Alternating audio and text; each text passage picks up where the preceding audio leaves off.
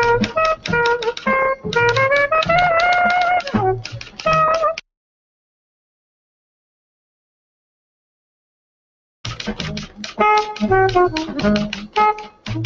cordiale buongiorno a tutte le ascoltatrici e a tutti gli ascoltatori da Giulio Cainarca e ben trovati all'appuntamento con la rassegna stampa di giovedì 26 giugno. Cominciamo dalla prima pagina della Padania. Palla al centro-destra è il titolo d'apertura. Nel giorno in cui a Roma il Carroccio consegna 3 milioni di firme per il referendum, Salvini lancia una parola d'ordine a tutte le forze che si oppongono a Renzi e alla sinistra. Sono 3 le virtù indispensabili: coerenza, coraggio e compattezza, dice Salvini. È un sondaggio sulla fiducia nei leader, indica che il segretario leghista passa dal 18 al 30%.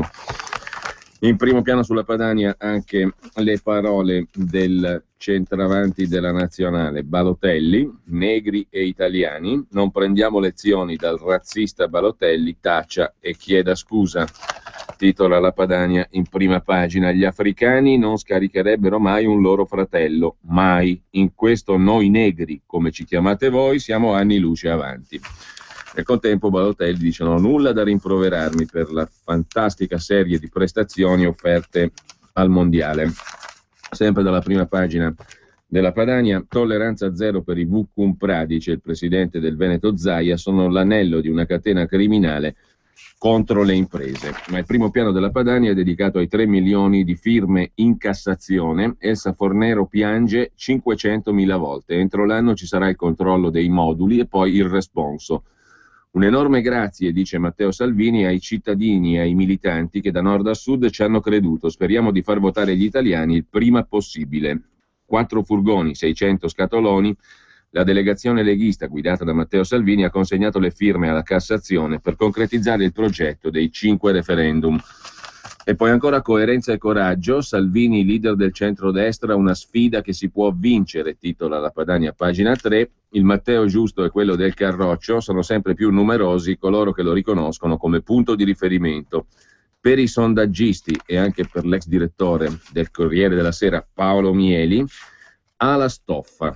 E sempre dalla Padania, in primo piano, un'altra notizia: sì all'adozione islamica, così il Corano schiaccerà le nostre leggi. La Camera dei Deputati dà il via libera alla ratifica della Convenzione dell'Aia del 1996, che introduce l'istituto della kafala nel nostro ordinamento. Nei paesi musulmani per la tutela dei minori senza famiglia viene utilizzata una pratica religiosa che però è incompatibile con le norme italiane, scrive ancora la Padania. E sempre dalla Padania: dalla Procura di Milano le richieste di rinvio a giudizio per l'ex segretario della Lega Nord Umberto Bossi e i figli Renzo e Riccardo, accusati a vario titolo di truffa e appropriazione indebita. Richiesta di rinvio a giudizio anche per altre 6 persone, fra cui l'ex tesoriere del Carroccio Francesco Belsito. Chiesta invece l'archiviazione delle accuse nei confronti di Rosi Mauro, l'ex vicepresidente del Senato, ritenuta tra i protagonisti dell'inchiesta su presunte irregolarità nei conti del Carroccio. L'accusa è di truffa aggravata per finanziamento pubblico alla Lega per un totale di 40 milioni in rimborsi elargiti sulla base dei rendiconti al Parlamento per gli anni 2008-2009. I PM hanno chiesto il rinvio a giudizio anche per Diego Sanavio, Antonio Turci, Stefano Aldovisi, componenti del Comitato di Controllo Contabile della Lega, perché insieme all'attuale presidente della Lega, Umberto Bossi, nella sua qualità di rappresentante legale, avrebbero realizzato spese con finalità estranee agli interessi del partito politico, e c'è richiesta di processo anche per Paolo Scala e l'imprenditore Stefano Bonet, oltre che per l'ex tesoriere Belsito, a cui vengono contestate spese per 2,4 milioni e 2 episodi di appropriazione indebita per un totale di 5,7 milioni, scrive la Padania. Da Repubblica poi, che è più dettagliata, possiamo capire che le cifre imputate, tra virgolette, dai pubblici ministeri, o meglio dal procuratore Robledo per essere precisi in questo caso, a Umberto Bossi e ai figli ammonterebbero, secondo i calcoli dell'accusa, a $500,000, 2,4 milioni in capo a Belsito e a Stefano Bonet e Paolo Scala, quelli dell'operazione Tanzania-Cipro, per un totale di 5,7 milioni. 500.000 euro imputati a Umberto Bossi e ai figli Renzo e Riccardo su un totale di 40 milioni. Gli altri 39,5 dove sono? Dove sono andati? Ci sono? Non ci sono? Sono stati utilizzati per spese illecite? Evidentemente, perché se si imputa una somma totale di 500.000 euro viene facile fare subito un conto. Poi, per carità, le carte le conosce la procura, è la procura che chiede il rinvio a giudizio e staremo a vedere. Intanto, per quanto riguarda proprio Umberto Bossi, gli appuntamenti: il 28 giugno, sabato prossimo, questo, alle ore 20:30, alla festa della Lega Nord a Milano, presso la cascina Monterobbio in via San Paolino 5. Ci saranno anche venerdì 27 giugno, sempre alla cascina Monterobbio in via San Paolino 5, il segretario federale Matteo Salvini, e ancora venerdì alle 21:30 il presidente della regione Lombardia Roberto Maroni. Ma lasciamo la Padania e andiamo a vedere la prima pagina del Corriere della Sera.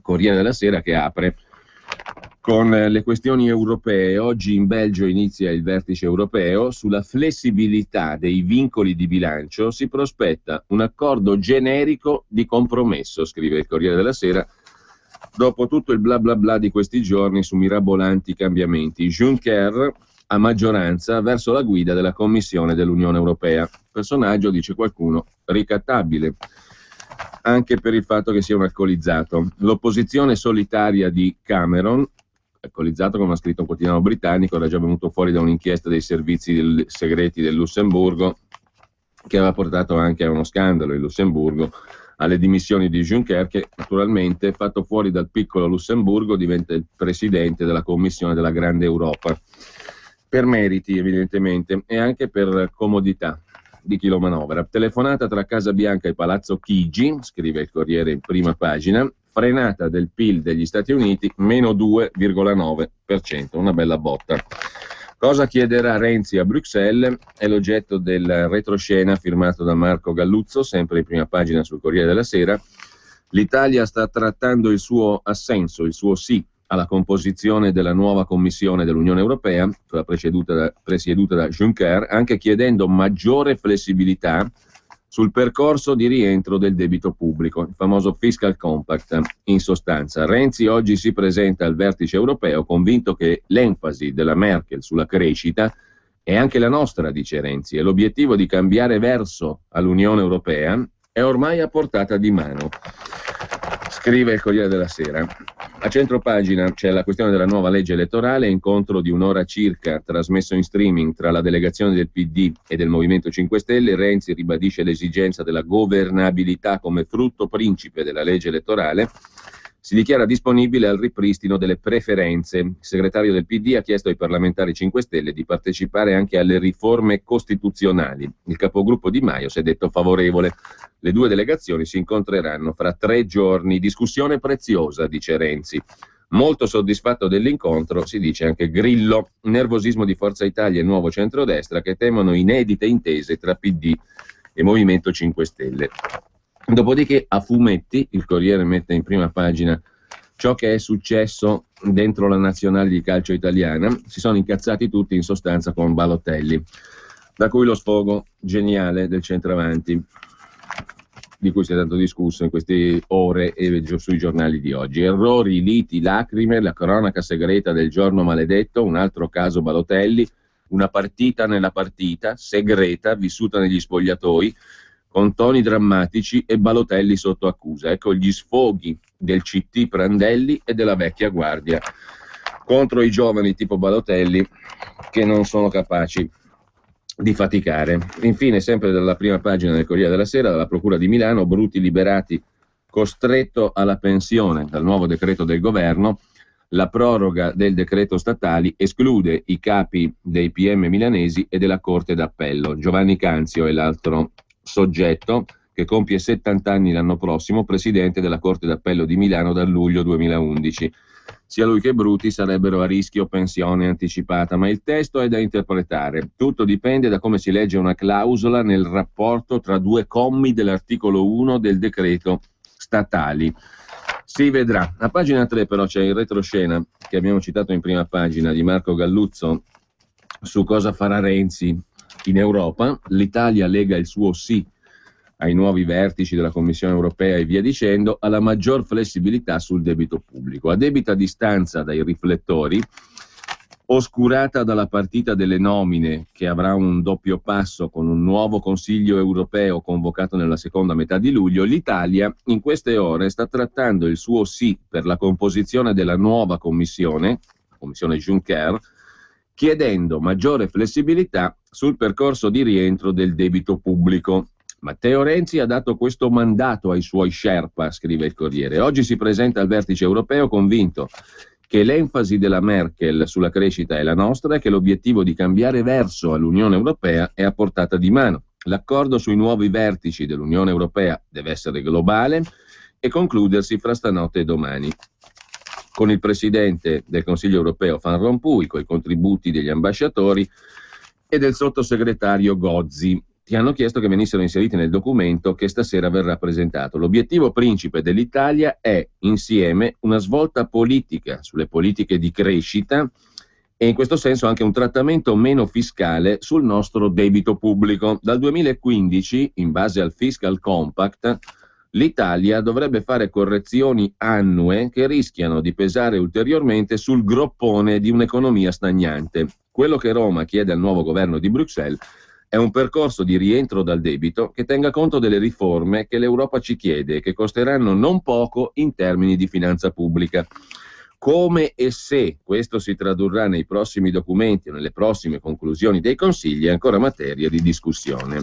Così la mette il Corriere della Sera, che poi si occupa del referendum. Salvini porta le firme a Roma in Cassazione, 4 furgoni, 600 scatoloni. Il segretario federale della Lega Nord Matteo Salvini con il vicepresidente del Senato Calderoli ha depositato a Roma in Cassazione le firme a sostegno dei 5 quesiti referendari per abolire le leggi Fornero, 570.000 firme, la legge Merlin, la legge Mancino, le prefetture e per vietare i concorsi pubblici agli stranieri, oltre che regolarizzare e tassare la prostituzione. Ci preoccupiamo appunto di cose concrete, dice Salvini, mentre altri discutono di legge elettorale. Salvini ha sfoggiato una t-shirt con la scritta Elsa piange 500.000 volte. Elsa Fornero, l'ex ministra del lavoro.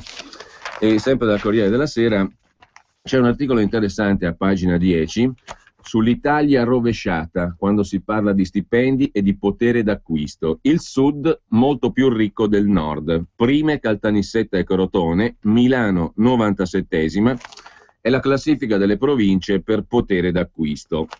Prendiamo il caso di Ragusa, in Sicilia. Un cassiere di banca ragusano, scrive il Corriere della Sera, con 5 anni di anzianità ha uno stipendio del 7,5% inferiore a un suo collega milanese. Se però si tiene conto del differente costo della vita, allora scopriamo che la busta paga del cassiere di banca di Ragusa è più alta, non di poco, del 27,5%, cioè pur avendo uno stipendio del 7,5% inferiore al bancario milanese, il bancario di Ragusa ha in realtà uno stipendio del 27% superiore in relazione al potere d'acquisto, al costo della vita. E non è tutto, perché per avere il medesimo potere d'acquisto del cassiere di Ragusa, il bancario di Milano dovrebbe guadagnare addirittura il 70% in più. Nel settore pubblico, continua il Corriere della Sera, le differenze a favore dei dipendenti meridionali sono ancora più evidenti. Il salario nominale di un insegnante di scuola elementare con 5 anni di anzianità è uguale in tutte le regioni italiane, 1.305 euro al mese. Una retribuzione che però, in base al diverso indice dei prezzi al consumo, cioè del costo della vita, nelle due città equivale a 1.051 euro reali a Milano e a 1.549 a Ragusa, con una differenza abissale a vantaggio dell'insegnante ragusano. Più 47% vale il suo stipendio. Per pareggiare il potere d'acquisto dell'insegnante ragusano, il maestro milanese dovrebbe avere uno stipendio più pesante dell'83%. Lo sottolinea una ricerca che verrà presentata domani a Roma dalla Fondazione Rodolfo De Benedetti. Obiettivo degli autori, gli economisti Tito Boeri della Bocconi, Andrea Ichino dell'Istituto Universitario Europeo e Enrico Moretti dell'Università Californiana di Berkeley. Obiettivo mettere a fuoco le disuguaglianze di salari, redditi e consumi che sono in gran parte responsabili della stagnazione economica. I numeri dicono tutto, prosegue Sergio Rizzo, che dà conto di questa ricerca dei professori Boeri, Moretti e Ichino sul Corriere della Sera. La provincia di Bolzano, per esempio, dove i salari nominali sono i più alti d'Italia, scivola quasi in fondo alla classifica, al posto numero 92, dei salari reali, se si considera la differenza del costo della vita. Così Aosta, che dal secondo posto passa al 95esimo, al contrario di Crotone, che dalla posizione 95 per i salari nominali balza alla seconda per i salari reali, cioè in relazione al costo della vita. Appena davanti a Enna, Biella, Siracusa, Pordenone, Vercelli, Taranto, Vibo Valentia e Mantova. Tra le 10 province italiane con i più alti salari reali, le meridionali sono ben 6, prima in assoluto Caltanissetta, dove si sta meglio ancora che a Ragusa. Sono dati che rappresentano una profonda anomalia, secondo gli autori della ricerca, rispetto a paesi nei quali i salari sono allineati alla produttività, col risultato di avere tassi di disoccupazione con minori differenze fra i territori. Boeri, Ichino e Moretti portano l'esempio di San Francisco, dove la produttività del lavoro è superiore rispetto a Dallas e i salari sono più alti del 50%. Il tasso di disoccupazione è simile. Anche a Milano la produttività è superiore a quella di Ragusa, ma la differenza salariale è metà di quella fra San Francisco e Dallas, e a Ragusa la disoccupazione è del 223% maggiore che a Milano, mentre le abitazioni a Milano sono più care del 247%. Certo, scrive Sergio Rizzo, la valutazione complessiva delle differenze non può prescindere da altre variabili. Per avere a Ragusa la stessa qualità di Milano, i servizi sanitari costerebbero 18,7 volte in più, ed è questa anche la ragione per cui a salari reali più consistenti dei lavoratori non corrisponde automaticamente una miglior qualità della vita né un apprezzabile impatto sui redditi. Dimostrazione, la provincia italiana con i redditi nominali più elevati, Modena, è al secondo posto per quelli reali. Conclusione, la compressione dei salari, cioè il taglio dei salari, è causa di maggior disoccupazione e diseguaglianza nei salari reali a favore del sud e di prezzi più cari di abitazioni e squilibri nei redditi e nei consumi a favore del nord. Una situazione tale, scrive Rizzo, da creare le condizioni per frenare la crescita senza migliorare le prospettive del sud. Sul banco degli imputati l'apparente equità della contrattazione nazionale che determina iniquità e inefficienze. Famosa storia delle gabbie salariali, grosso modo, che un qualche partito politico mi sembra aveva posto all'attenzione diverso tempo fa. Non mi ricordo quale partito ne parlava di questa storia qua, dei salari reali, del potere d'acquisto e delle gabbie salariali. Chi si ricorda? Mentre sempre dal Corriere della Sera diamo un'occhiata anche alla questione, alla pagina di cronaca. C'è un'altra notizia giudiziaria, tra virgolette, di indagine che arriva dall'Aquila. Gli operai del clan dei Casalesi per lavorare pagavano il pizzo con il bancomat in maniera che fosse tracciabile, perché giustamente anche la Banca d'Italia ha detto che l'economia criminale farebbe alzare il prodotto interno lordo. I clan infiltrati negli appalti del sisma, arrestati 3 imprenditori campani, 4 abruzzesi per la ricostruzione post-terremoto all'Aquila. I finanzieri dell'Aquila hanno arrestato 7 imprenditori impegnati nella ricostruzione post-terremoto per reati di estorsione aggravata dal metodo mafioso, intermediazione illecita, sfruttamento del lavoro. L'indagine ha accertato che la manodopera del Casertano veniva assunta attraverso intermediazione di costruttori campani incensurati ma contigui al clan dei Casalesi, i Di Fella di Caserta. I lavoratori ricevevano buste paga regolari, ma erano costretti a restituirne la metà in contanti, a costituire fondi neri per il gruppo campano. L'impresario intercettato dice: tutti i manovali che stanno con me lo sanno, chi si lamenta se ne può anche andare, tu per giovedì vai a ritirare i 1.100 euro e poi me li consegni. Sempre dalle pagine di cronaca del Corriere della Sera c'è l'aggiornamento, in verità povero di contenuti, di Fiorenza Sarzanini sul caso del delitto di Iara Gambirasio. Avete preso un abbaglio, non può essere lui. La famiglia di Massimo Giuseppe Bossetti continua a fare quadrato. Dopo la moglie tocca ai cognati. La difesa arriva da chi in questo momento ha deciso di schierarsi e mettersi a disposizione. A casa del fratello Agostino e della moglie Nadia si è trasferita Marita, la moglie di Giuseppe Bossetti, con i suoi 3 bambini dopo il sequestro della villetta di Mappello disposto dalla procura di Bergamo. Parenti, amici e conoscenti. La sfilata dei testimoni è ancora lunga, scrive Sarzanini, perché bisogna ricostruire le abitudini dell'uomo, scoprire se davvero la sua vita fosse dedicata solo ai parenti, come ha raccontato durante gli interrogatori. Bossetti ha sostenuto che tutte le sere le trascorre a casa. Se esco lo faccio solo con mia moglie e coi miei figli, mentre la domenica vedo solo i parenti e i miei genitori. Alcuni testimoni però avrebbero raccontato circostanze diverse. Nulla al momento di collegato al mondo di Yara Gambirasio, scrive il Corriere della Sera, ma ci sarebbe qualcuno che ha avuto occasione di incontrarlo da solo in luoghi pubblici. Dettagli, piccoli particolari che devono essere messi a punto in vista del possibile ricorso al Tribunale del riesame da parte della difesa. Difesa che potrebbe chiedere la scarcerazione di Bossetti e così mettere le mani anche sugli atti di indagine, perché finora stiamo parlando di atti di indagine, lo ha ricordato bene l'avvocato Schembri ieri, che sono nella disponibilità anche mediatica della procura. Ieri l'uomo ha incontrato in cella l'avvocato Silvia Gazzetti, che l'ha informato degli ultimi sviluppi dell'inchiesta e della convocazione di martedì prossimo presso i laboratori del RIS di Parma per l'avvio delle analisi sui 2 mezzi sequestrati, l'automobile e il furgone Iveco, e di quanto portato via dalla sua abitazione, compresi alcuni taglierini. Poi hanno parlato dei computer e Bossetti è stato categorico. Possono cercare ovunque, tra i computer e i telefonini, possono guardare dove vogliono, non troveranno nulla, non ho ucciso io la povera Yara. Al tema si dedica, perfino in copertina, anche Panorama. Panorama, il settimanale stamani in edicola, si pone il quesito in copertina: chi è davvero quest'uomo? DNA e caso Yara, le ultimissime scoperte sulla doppia vita di Massimo Bossetti, e sui figli illegittimi esplode la mania del test di paternità. Panorama ci fa la copertina sulla doppia vita, poi vedremo di che tipo. La racconta in questo articolo di primo piano Carmelo Abbate, ma soprattutto nelle pagine interne, nell'articolo, c'è la foto, 2 foto anzi. Il titolo è Padre e figlio, punto di domanda. Con le 2 foto, la prima è quella di Giuseppe Benedetto Guerinoni da giovane e quella seconda è quella di Massimo Giuseppe Bossetti. La fronte, l'attaccatura dei capelli, le loro arcate sopraccigliari, la forma del naso, le orecchie e la bocca, l'ovale del volto, il mento, la mandibola.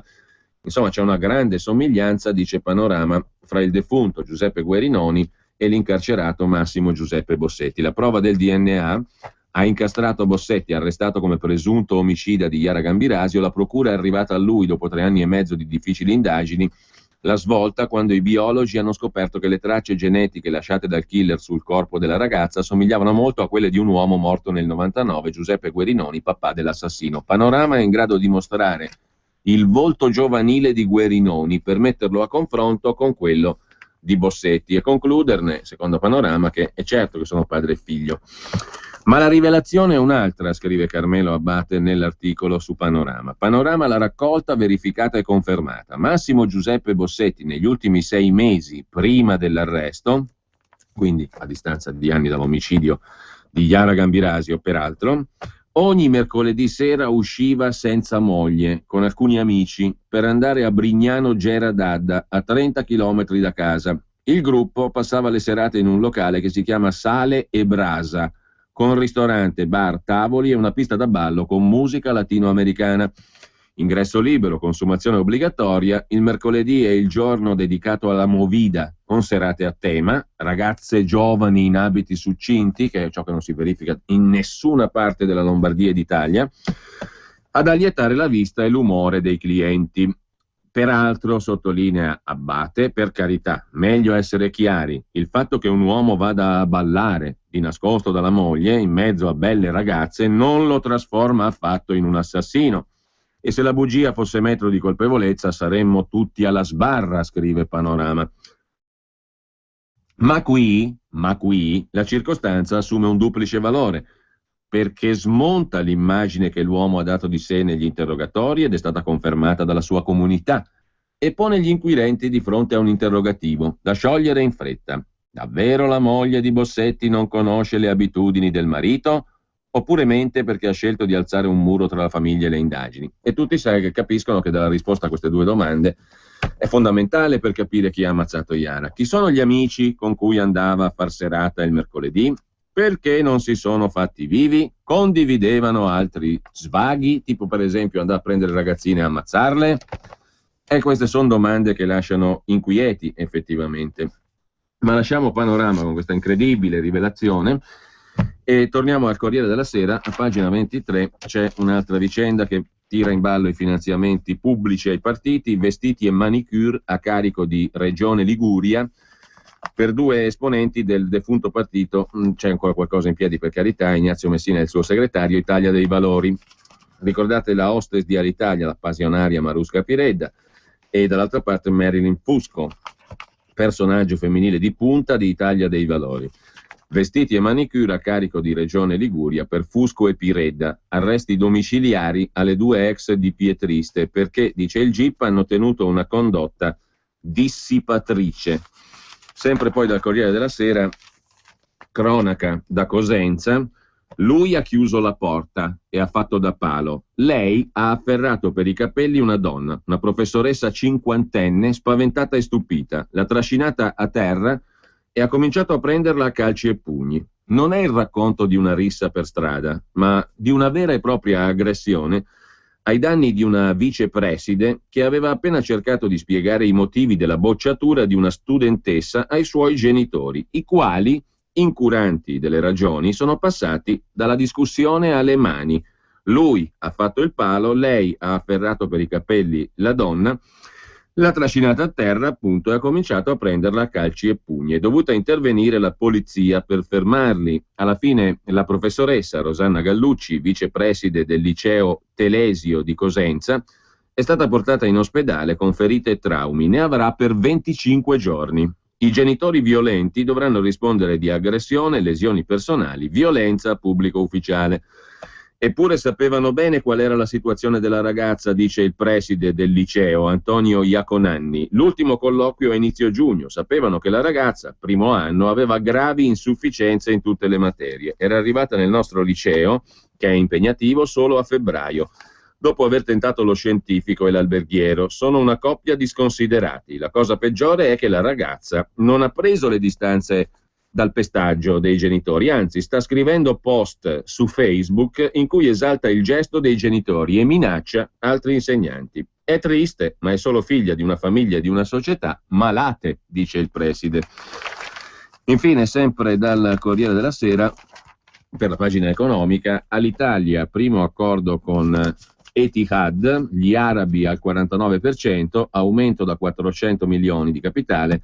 La compagnia si rafforza a Londra, alto là di Lufthansa. Bruxelles si dice pronta alle verifiche. Resistenza della Popolare di Sondrio, resta il nodo del debito e di 2.251 esuberi. Infine, sempre dal Corriere della Sera, citati un paio di articoli ancora di commento nella pagina delle idee e delle opinioni. Il primo di Massimo Sideri sulla questione dell'Argentina e dei fondi di investimento finanziari. La presidente Kirchner ha fatto le pulci al principale tra i fondi speculativi che hanno ottenuto la sentenza favorevole da parte della Corte Suprema americana contro l'Argentina. Si tratta del fondo Elliott Management, guidato dal potente Paul Singer. Giorni fa il Financial Times raccontava il ruolo cruciale di Singer nella galassia dei Tea Party e ha pubblicato Kirchner tutti i numeri dell'investimento in obbligazioni argentine fatto dal fondo Elliott Management. Elliott ha acquistato le obbligazioni nel 2008 per 48,7 milioni. Per il giudice americano ne dovrebbe avere indietro 832, cioè più 1608% avrebbe guadagnato, o dovrebbe guadagnare con la sentenza americana il fondo speculativo. Soprattutto, al netto della percentuale di guadagno astronomica, quella stabilita dal giudice americano, il fondo avrebbe un rimborso ben superiore a quello ottenuto dagli ex creditori, il che potrebbe scatenare un'altra serie di cause. Il tentativo di mettere Paul Singer e il suo fondo Elliott Management contro i piccoli risparmiatori americani è evidente, scrive Sideri, ma allo stesso tempo è difficile argomentare che i fondi speculativi, acquistando nel 2008 a 7 anni dal crack e a 2 dal primo concambio, non sapessero cosa stavano facendo. L'avidità può forse aiutare il capitalismo, ma può distruggere il risparmio e i piccoli investitori. Insomma, un po' di indulgenza per l'Argentina. Il rischio è colpa dei fondi finanziari. Ma c'è un altro articolo, quello dell'imprenditore Gianni Bulgari sull'Europa, che vale la pena di leggere a pagina 43 del Corriere della Sera di oggi. Volenti o no, scrive Bulgari, ci tocca riconoscere che l'euro sta lacerando l'Europa. D'altro canto è opinione diffusa che dall'euro non si possa uscire. Nelle parole dello stesso governatore Visco, la moneta unica è stata un'operazione incompleta, manca l'integrazione politica. Ma che vuol dire? Idealmente l'integrazione politica si realizza in una nazione, nel nostro caso una nazione sovrana europea. L'esempio dello Stato federale americano è ricorrente, ma la nazione americana, osserva Gianni Bulgari, è animata da un'irriducibile consapevolezza della propria originalità e superiorità, quello che chiameremmo nazionalismo. Questo sentimento non ha un corrispondente in Europa, anche perché non c'è una nazione, ce ne sono tante, anche all'interno dei singoli stati. Se l'eccezionalismo americano è radicato in una società che ha le sue certezze nella propria omogeneità, l'eccezionalismo europeo è fondato sulla consapevolezza della straordinaria ricchezza delle proprie differenze. Se il nazionalismo americano è propizio alla creazione di una nazione, non può dirsi lo stesso dell'eccezionalismo europeo. La similitudine americana non sembra pertinente. Paradossalmente è stata proprio la moneta unica a far esplodere le differenze, scrive Bulgari. Se è vero che l'Europa è all'origine dell'Occidente, nel corso dei secoli ciò ha dato vita a una quantità di etnie, lingue, costumi differenti tra loro, al punto da creare il più straordinario mosaico culturale concentrato in una piccola area geografica della Terra. Vale la pena ricordare che molto prima della democrazia, le sovranità e le nazioni sono stati gli elementi primordiali di una volontà popolare comune. I popoli si sono sempre aggregati così, secondo affinità etniche e culturali. Senza questo comune sentire non esiste un popolo, non esiste un demos. È proprio quello che manca all'Europa. Difficile pensare che nelle sfilate dei Giochi Olimpici l'Europa, dimenticando le bandiere nazionali, possa sfilare unita come fanno gli atleti americani. Nonostante l'inno alla gioia di Beethoven, l'Europa non si farà contro la volontà degli europei. Nazioni Unite d'Europa piuttosto che Stati Uniti d'Europa. Ma è probabile che i fautori dell'euro pensino a qualcos'altro, continua Gianni Bulgari, imprenditore, sul Corriere della Sera, pagina delle idee e delle opinioni. Resisi conto dell'impossibilità di un vero sovrano e di essere finiti in una trappola mortale, pensano che per il tramite di una serie di accordi intergovernativi e dribblando la volontà popolare si possa in qualche modo tenere in vita l'euro. Un tentativo alla dottor Mabuse di sostituire una sovranità politica che non c'è con un golem tecnocratico. L'euro nel frattempo, privo di un vero sovrano, resta quel che è, cioè un meccanismo forzoso per tenere i cambi fissi, con le relative conseguenze di un'incurabile disoccupazione, stagnazione, declino. È probabile che in questo tentativo di tenere in vita l'euro lo scontro politico con la Germania vada aumentando, che il Regno Unito esca dall'Europa e la Francia diventi il vero malato. Se crescita e lavoro sono gli imperativi dell'Europa, questa non si può privare della leva monetaria. Teoria generale dell'occupazione dell'interesse e della moneta, recitava lo scritto economico del XX secolo di John Maynard Keynes. Che fare? S'avvia a concludere Bulgari. Uscire da tutto questo non è facile. È tragico che una moneta sbagliata debba oggi compromettere lo straordinario cammino di pace fatto dall'Europa finora. Ciò che manca è una chiara consapevolezza del problema. È vero che è politicamente difficile riconoscere che l'euro è stato un errore, ma solo la conoscenza delle sue reali conseguenze darà il coraggio all'Europa di affrontarlo. Il coraggio delle nostre decisioni, conclude Bulgari, è in funzione del grado di consapevolezza del rischio che corriamo. In caso di incendio non ci butteremo dalla finestra fino a quando non ci renderemo conto che l'unica altra alternativa è morire bruciati. È l'opinione di molti esperti che la soluzione meno dolorosa sarebbe l'uscita della Germania dall'euro. L'Europa a suo tempo chiese alla Germania di sacrificare il marco col sottinteso scopo di indebolirla. Come ben sappiamo, non è andata così. Domani potremmo essere costretti a chiedere alla Germania di abbandonare l'euro per salvare l'Europa, perché è l'Europa che va salvata, non l'euro.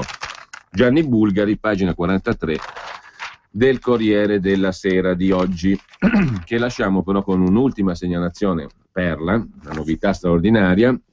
Si è parlato molto di RAI, no, in questi giorni. Il referendum del 93 sulla privatizzazione lasciamolo perdere, perché il popolo è bue anche per decenni. ma la nuova Rai ce la racconta oggi il Corriere della Sera, pagina 47. Fate un nome a caso su chi rappresenta, incarna, metaforizza la nuova Rai. No, metaforizza no, perché è concreto, poi ci sono anche dei contratti milionari, quindi soldoni. La nuova Rai, chi la rappresenta? Avete indovinato, Raffaella Carrà. E poi chi c'è? Avete indovinato, Roberto Benigni. Serata evento con Benigni sui 10 comandamenti. La nuova Rai riparte da Carrà e punta su Benigni.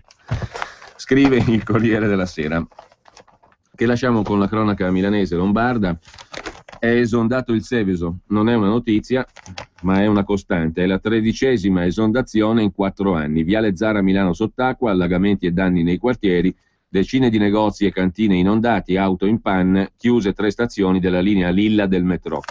Sotto l'asfalto il Seveso scorre dentro un tubo chiuso. Quando l'acqua è troppa, quella potenza imprigionata esplode in superficie al primo spiraglio.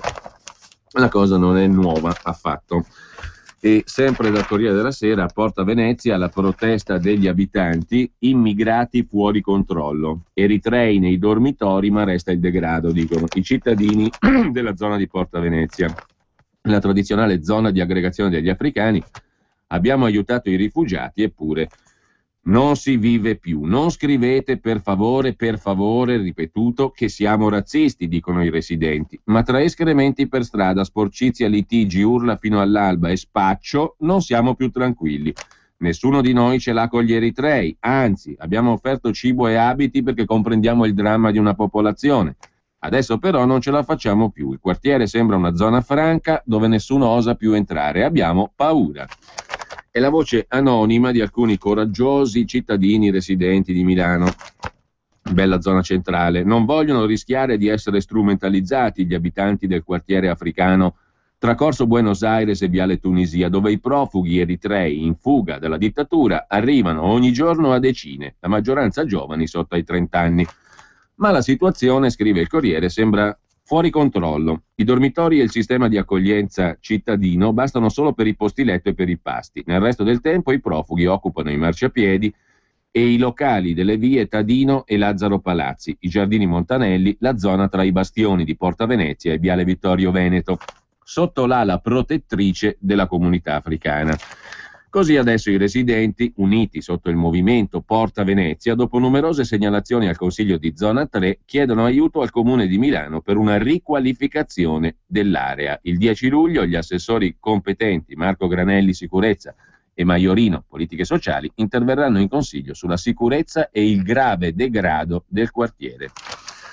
Spiega il presidente Alfredo Cicognani, portavoce di abitanti e commercianti. La vera emergenza è quella di trovare una sistemazione a questa popolazione, ma senza dimenticare i residenti. Ormai chiunque si sente in diritto di trasgredire le regole, che è l'atteggiamento tipico di chi chiede un rifugio politico, no? È normale. Io chiedo l'asilo politico e la prima cosa che faccio è trasgredire le regole. Anche i sudamericani fanno i loro bisogni contro il muro, dice il signor Cicognani. Alcune donne con figli che abitano qui e qualche anziano si sono trasferiti dai familiari per paura. In Consiglio verranno presentate 5 proposte: controllo sui locali, piantonamento di poliziotti e militari, intervento dei NAS e della SL, installazione di telecamere, verifica dei progetti di riqualificazione dei quartieri.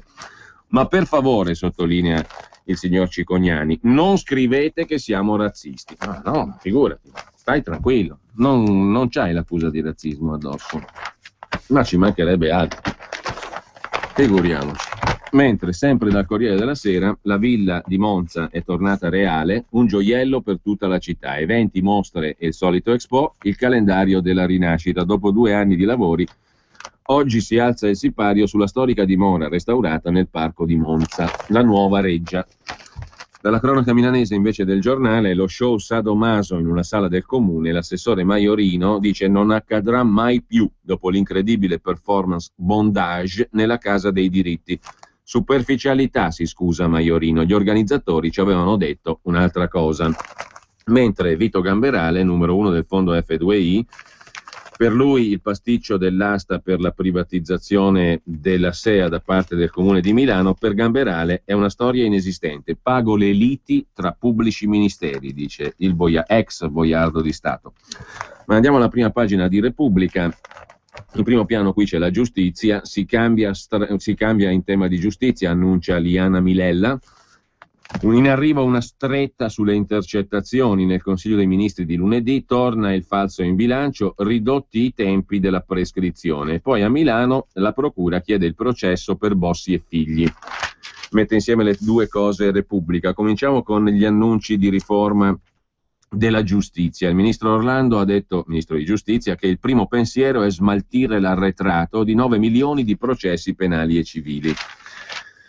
Se voi aveste aperto un giornale di 15 o 20 anni fa avreste trovato il ministro di giustizia pro tempore dire la stessa cosa. Mossa pro privacy, no alle telefonate nelle ordinanze e divieto di dare le telefonate, le intercettazioni alle parti prima dell'udienza stralcio.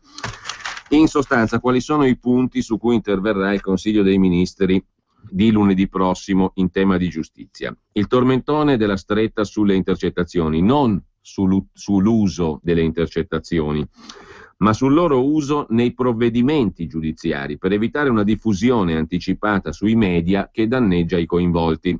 Poi c'è la questione della prescrizione. Entra a pieno titolo nelle linee guida del governo anche la questione della prescrizione. Come chiede l'Europa, la prescrizione viene allungata bloccandone la corsa dopo il primo grado. Poi, promesso da tempo, il nuovo reato di falso in bilancio torna indietro rispetto alla modifica fatta da Berlusconi nel 2001. Sarà di nuovo punito fino a 5 anni e sarà intercettabile, ma si discute ancora se renderlo perseguibile d'ufficio. C'è poi il tema della responsabilità civile dei magistrati. Il governo ha pronto un disegno di legge che riscrive la responsabilità civile per i magistrati. Non sarà diretta, come l'emendamento Pini della Lega ha introdotto, ma indiretta. Via il filtro attuale e una rivalsa dello Stato sul magistrato, non più di un terzo, ma della metà della cifra. Poi c'è una rivoluzione per il CSM e la giustizia disciplinare. Al Consiglio Superiore Magistratura nasce una sezione autonoma che si occupa solo dei processi ai magistrati. In seconda istanza per tutte le magistrature ci sarà un'alta corte che darà il giudizio definitivo. C'è poi la commissione Berruti che sta lavorando alla riduzione dell'arretrato e a un futuro processo in cui il ricorso al giudice sarà sempre minore a vantaggio di negoziazioni ed arbitrati. Nasce il Tribunale della Famiglia e della Persona, si assesta quello dell'impresa. Queste le novità. Poi c'è il capitolo dedicato a Bossi che va processato, Rosi Mauro no, titola Repubblica virgolettando. Multe, tasse arretrate, noleggio di auto, riparazioni dal carrozziere, lavori in casa a Gemonio e una laurea in Albania, abbonamenti a Sky, visite dal veterinario.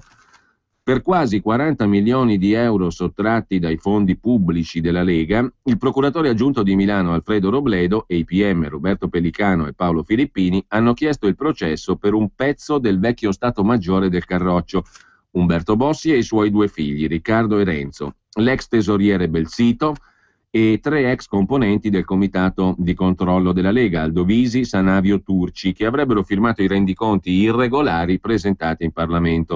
A processo anche l'imprenditore Stefano Bonet. Andate un po' a vedere di chi era socio Bonet e farete qualche scoperta interessante, detto per inciso. A processo l'imprenditore Stefano Bonet e il commercialista Paolo Scala. Andate a vedere anche questo Scala per chi pare abbia lavorato da altre inchieste. C'è una certa cosca di una certa città che viene fuori, mentre la procura ha deciso di archiviare la posizione dell'ex vicepresidente del Senato Rosi Mauro. Gli indagati dovranno rispondere a vario titolo di appropriazione indebita e truffa ai danni dello Stato per un totale di 40 milioni tra 2008 e 2009. Il totale è quello, a quanto pare di capire, dei rimborsi spettanti per legge al partito politico, cioè alla Lega, così come spettavano naturalmente agli altri partiti, con un elenco sterminato di spese illegittime. In sintesi, secondo la Procura di Milano, secondo il procuratore Robledo, in sintesi cos'è la questione monetaria? Facciamo 4 conti. Il senatore avrebbe incassato, cioè Bossi, indebitamente 208.000 euro, Renzo Bossi 145.000, Riccardo 157.000. Fatte le somme arriviamo a 500.000 euro. 40 milioni, dicono i giornali, è la cifra complessiva dei finanziamenti ricevuti dalla Lega in base alla legge in quei 2 anni presi ad oggetto dell'indagine. 40 milioni meno 500 mila fa 39 milioni e mezzo di euro.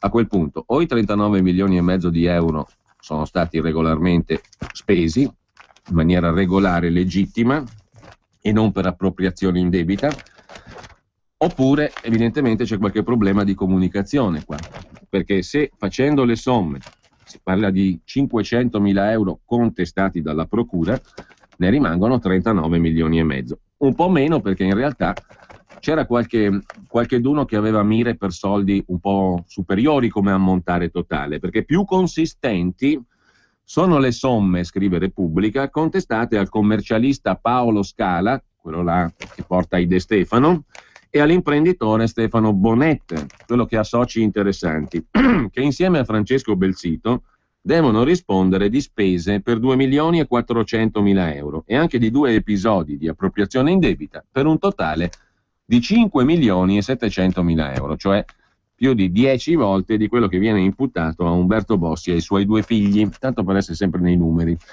Esce invece dall'inchiesta Rosi Mauro, che ha dimostrato attraverso documenti di avere utilizzato fondi propri per 99 mila euro per voci di spesa finite sotto la lente degli investigatori. Erano soldi suoi, non erano stati prelevati dai fondi del Carroccio.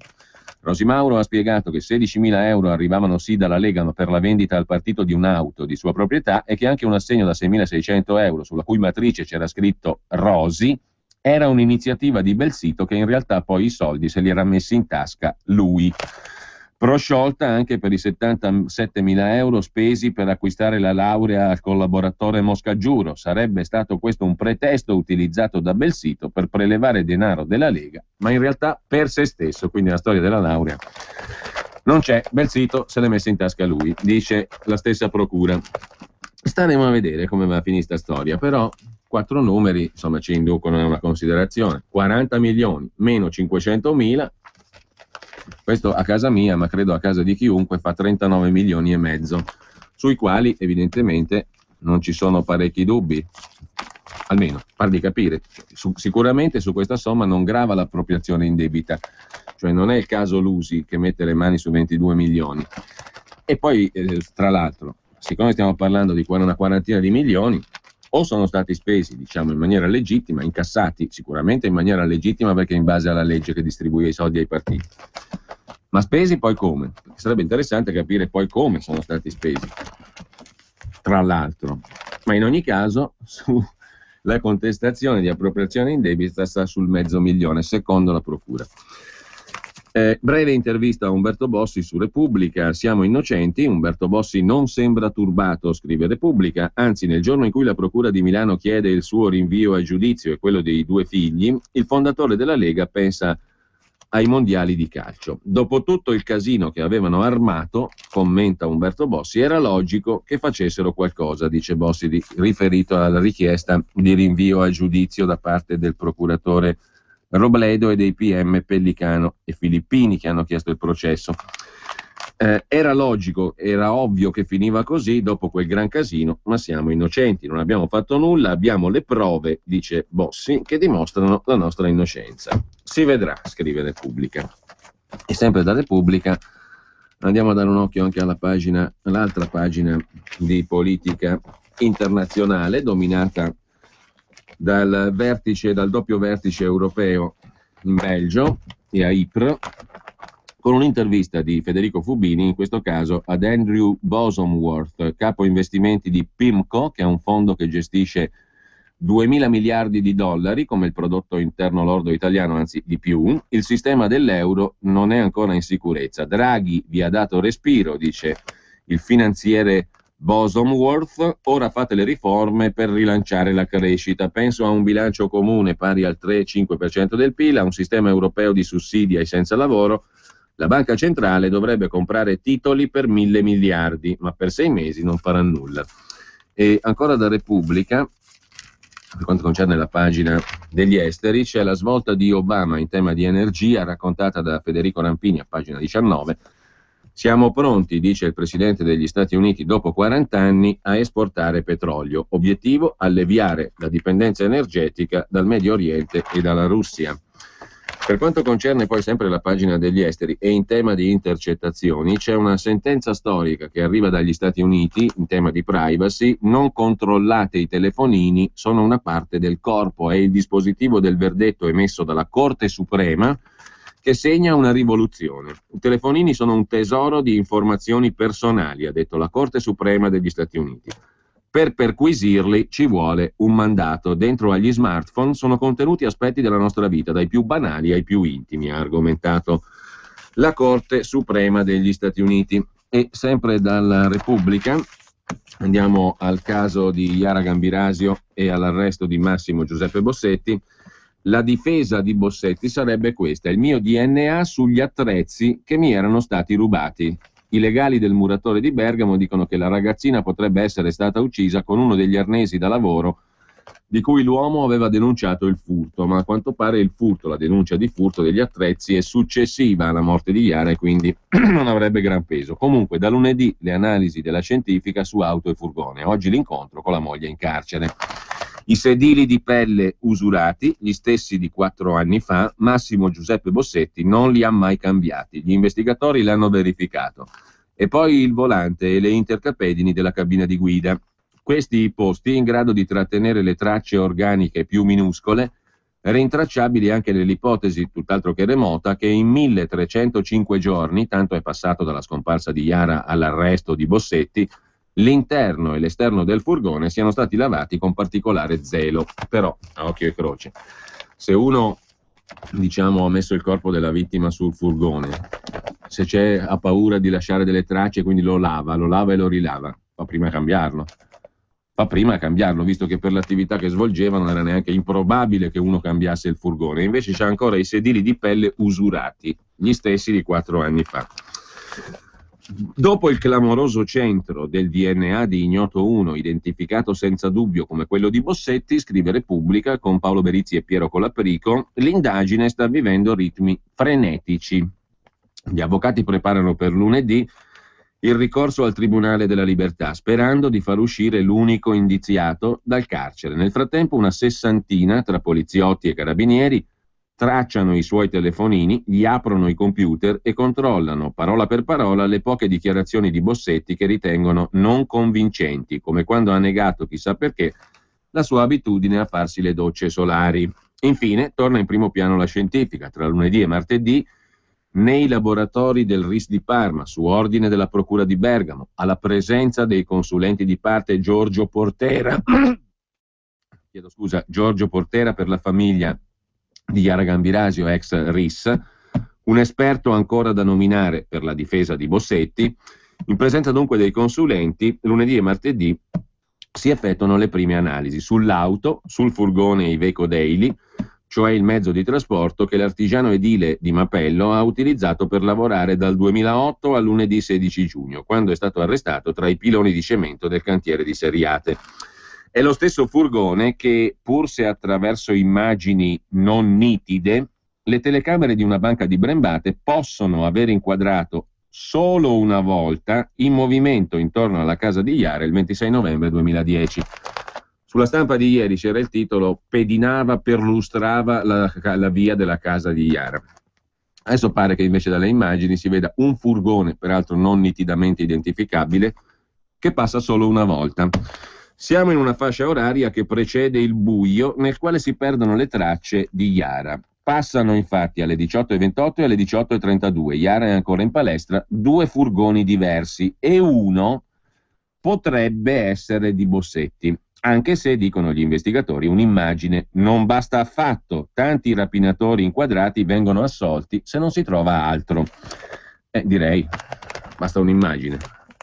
Anche la difesa sembra voler tenere presente il furgone, ma per altri dati. Una livella elettronica, una bindella, 2 scalpelli di cui uno a punta acuminata, cazzuole e un distanziatore. Sono gli attrezzi da lavoro che 2 anni fa, stando a una denuncia presentata da Bossetti ai carabinieri, vennero rubati all'interno dell'Iveco Daily parcheggiato sotto la casa di Bossetti a Mapello.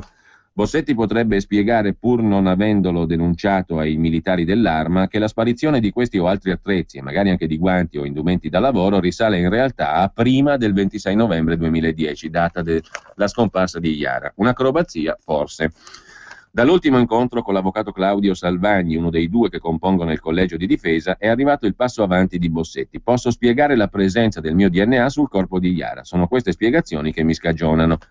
Ha riferito l'indagato. Non le brucio, affronteremo le spiegazioni a tempo debito, anche a processo, ha detto l'avvocato Salvagni. Ma si presuppone un'ipotesi, cioè che qualcuno si sia impadronito di oggetti che appartenevano a Bossetti, dopo averli rubati. Tra questi oggetti potrebbe esserci perfino l'arma con cui è stata colpita Iara. Questa mattina il presunto assassino, che è in isolamento, incontrerà in carcere la moglie Marita Comi. È il primo incontro tra i coniugi dopo l'arresto. Fino ad oggi il muratore ha potuto avere colloqui solo coi legali, oltre che col cappellano del carcere, Don Fausto Resmini, e gli psicologi. Sul faccia a faccia c'è la massima protezione da parte del carcere, scrive Repubblica. Prima della pubblicità, però, andiamo rapidi a segnalare il racconto di Francesco Merlo, che dalla prima pagina poi ne occupa due centrali, su Roma decadente. Così nella notte di Roma capitale s'aggira il fantasma della cultura, tesori nascosti, ambizioni perdute, schermi spenti, si cercano perfino gli emiri che ci mettono un po' di soldi in questa disastrata capitale e via dicendo. L'unico museo effervescente è in periferia, nel rifugio degli immigrati, murales e artisti di livello, scrive Francesco Merlo. 16 miliardi di debito per Roma. Mentre è allarme per le accise sulla birra, i produttori dicono con la tassa sulla birra i rincari della birra e meno gettito allo Stato, oltre a 2.400 posti di lavoro a rischio. Infine segnaliamo anche, sempre da Repubblica, a pagina 36, la pagina della cultura Repubblica 2, il servizio di Ettore Livini sulla Svizzera e assalto ai Cavò. Nel 2017 salterà il segreto, nelle banche elvetiche la rivoluzione è già iniziata. Gli italiani hanno depositi per 150 miliardi di euro che ora stanno provando a recuperare con difficoltà. L'operazione Fuggi ha rimesso al lavoro finanziarie, e spalloni. Prima era sufficiente pagare l'1-2% per avere i soldi in patria, oggi siamo tra il 5 e il 7%. Dopo la pubblicità e le previsioni del tempo vediamo gli altri quotidiani, a partire dalla Stampa e giù, naturalmente a tutti gli altri.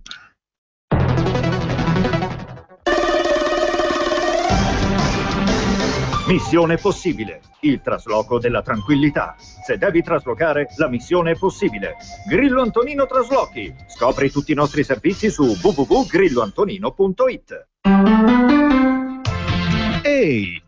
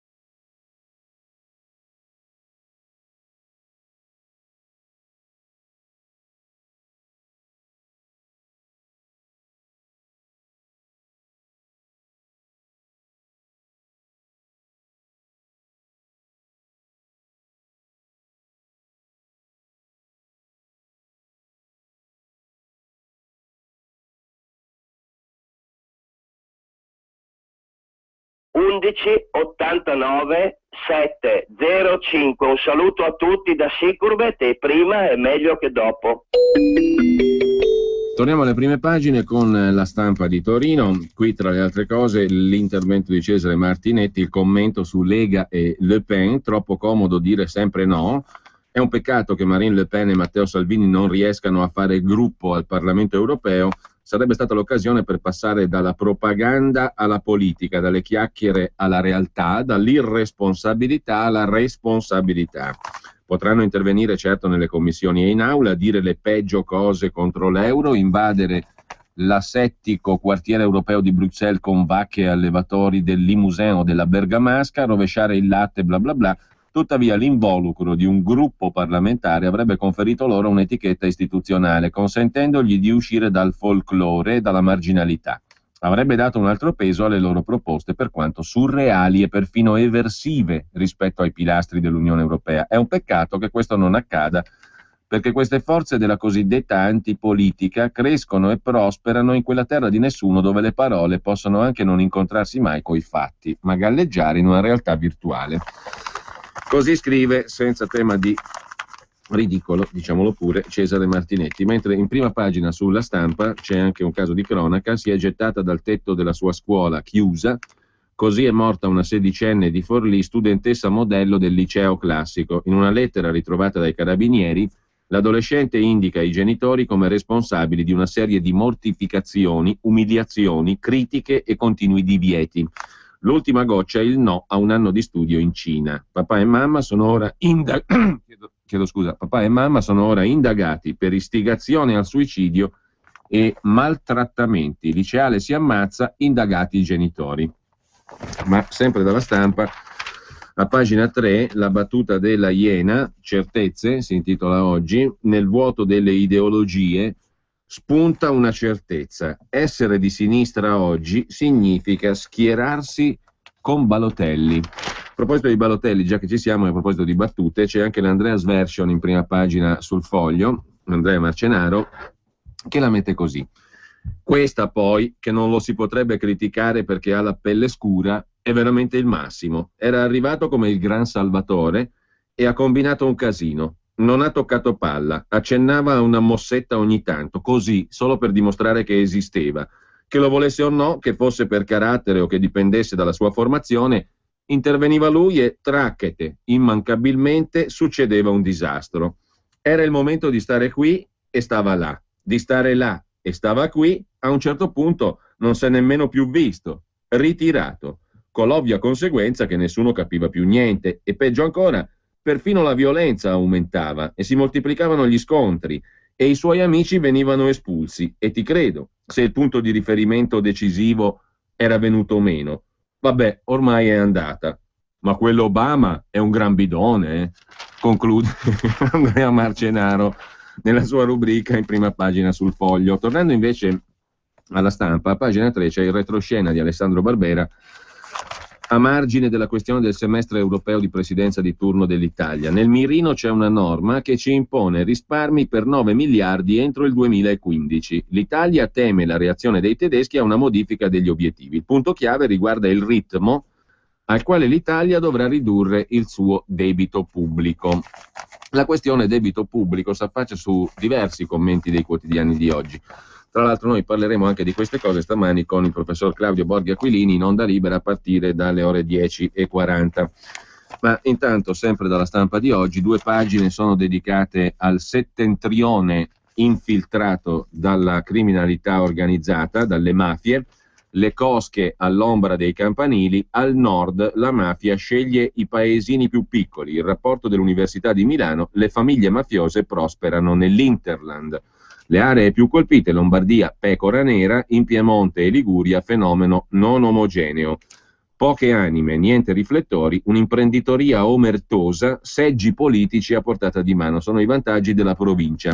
L'indice di mafiosità, c'è una tabella, pagina 6 della Stampa di Torino, sull'indice di mafiosità da alto a basso nelle varie zone del nord. Torino ha un indice per esempio molto alto, così come Milano e la Brianza, Monza in particolar modo, Monza e Brianza. Poi c'è Imperia, tra le zone più alta tasso di criminalità secondo questa ricerca di cui parla oggi Guido Ruotolo insieme ad altri sulla Stampa. Mentre gran parte dell'opinione pubblica è incline a pensare che il trasferimento dei clan al nord sia guidato da opportunità di impiego di capitali e provenienza illecita nella borsa e nella finanza, da cui il primato di Milano come piazza finanziaria per eccellenza, in realtà la diffusione del fenomeno mafioso avviene soprattutto attraverso il fittissimo reticolo di comuni di dimensioni minori, che vanno considerati come il vero patrimonio attuale dei gruppi e degli interessi mafiosi. E questa è la cronaca in presa diretta della colonizzazione del nord dell''ndrangheta. Sembra la trama di un film di fantascienza. Il primo rapporto trimestrale sulle aree settentrionali, che non lascia molte speranze, dell'Osservatorio Criminalità Organizzata dell'Università degli Studi di Milano, coordinato da Nando Dalla Chiesa e commissionato dalla Commissione Antimafia guidata da Rosy Bindi. Il rapporto sarà presentato oggi proprio a Torino, con un'intervista della Stampa alla stessa Rosy Bindi, presidente della Commissione Antimafia. Sui beni confiscati finora abbiamo fallito, servono dei manager. La politica a volte sottovaluta i sintomi, ma è un errore. Quanto agli ordini professionali infiltrati, ci vuole una responsabilità, non possono continuare a far finta di non sapere. Le banche, serve un cambiamento. Molte delle aziende sospette risultano essere state finanziate dalle banche, dice Rosy Bindi. La zona grigia è difficile da identificare, ma è presente in tutte le indagini sul fenomeno mafioso, in particolare 'ndranghettistico.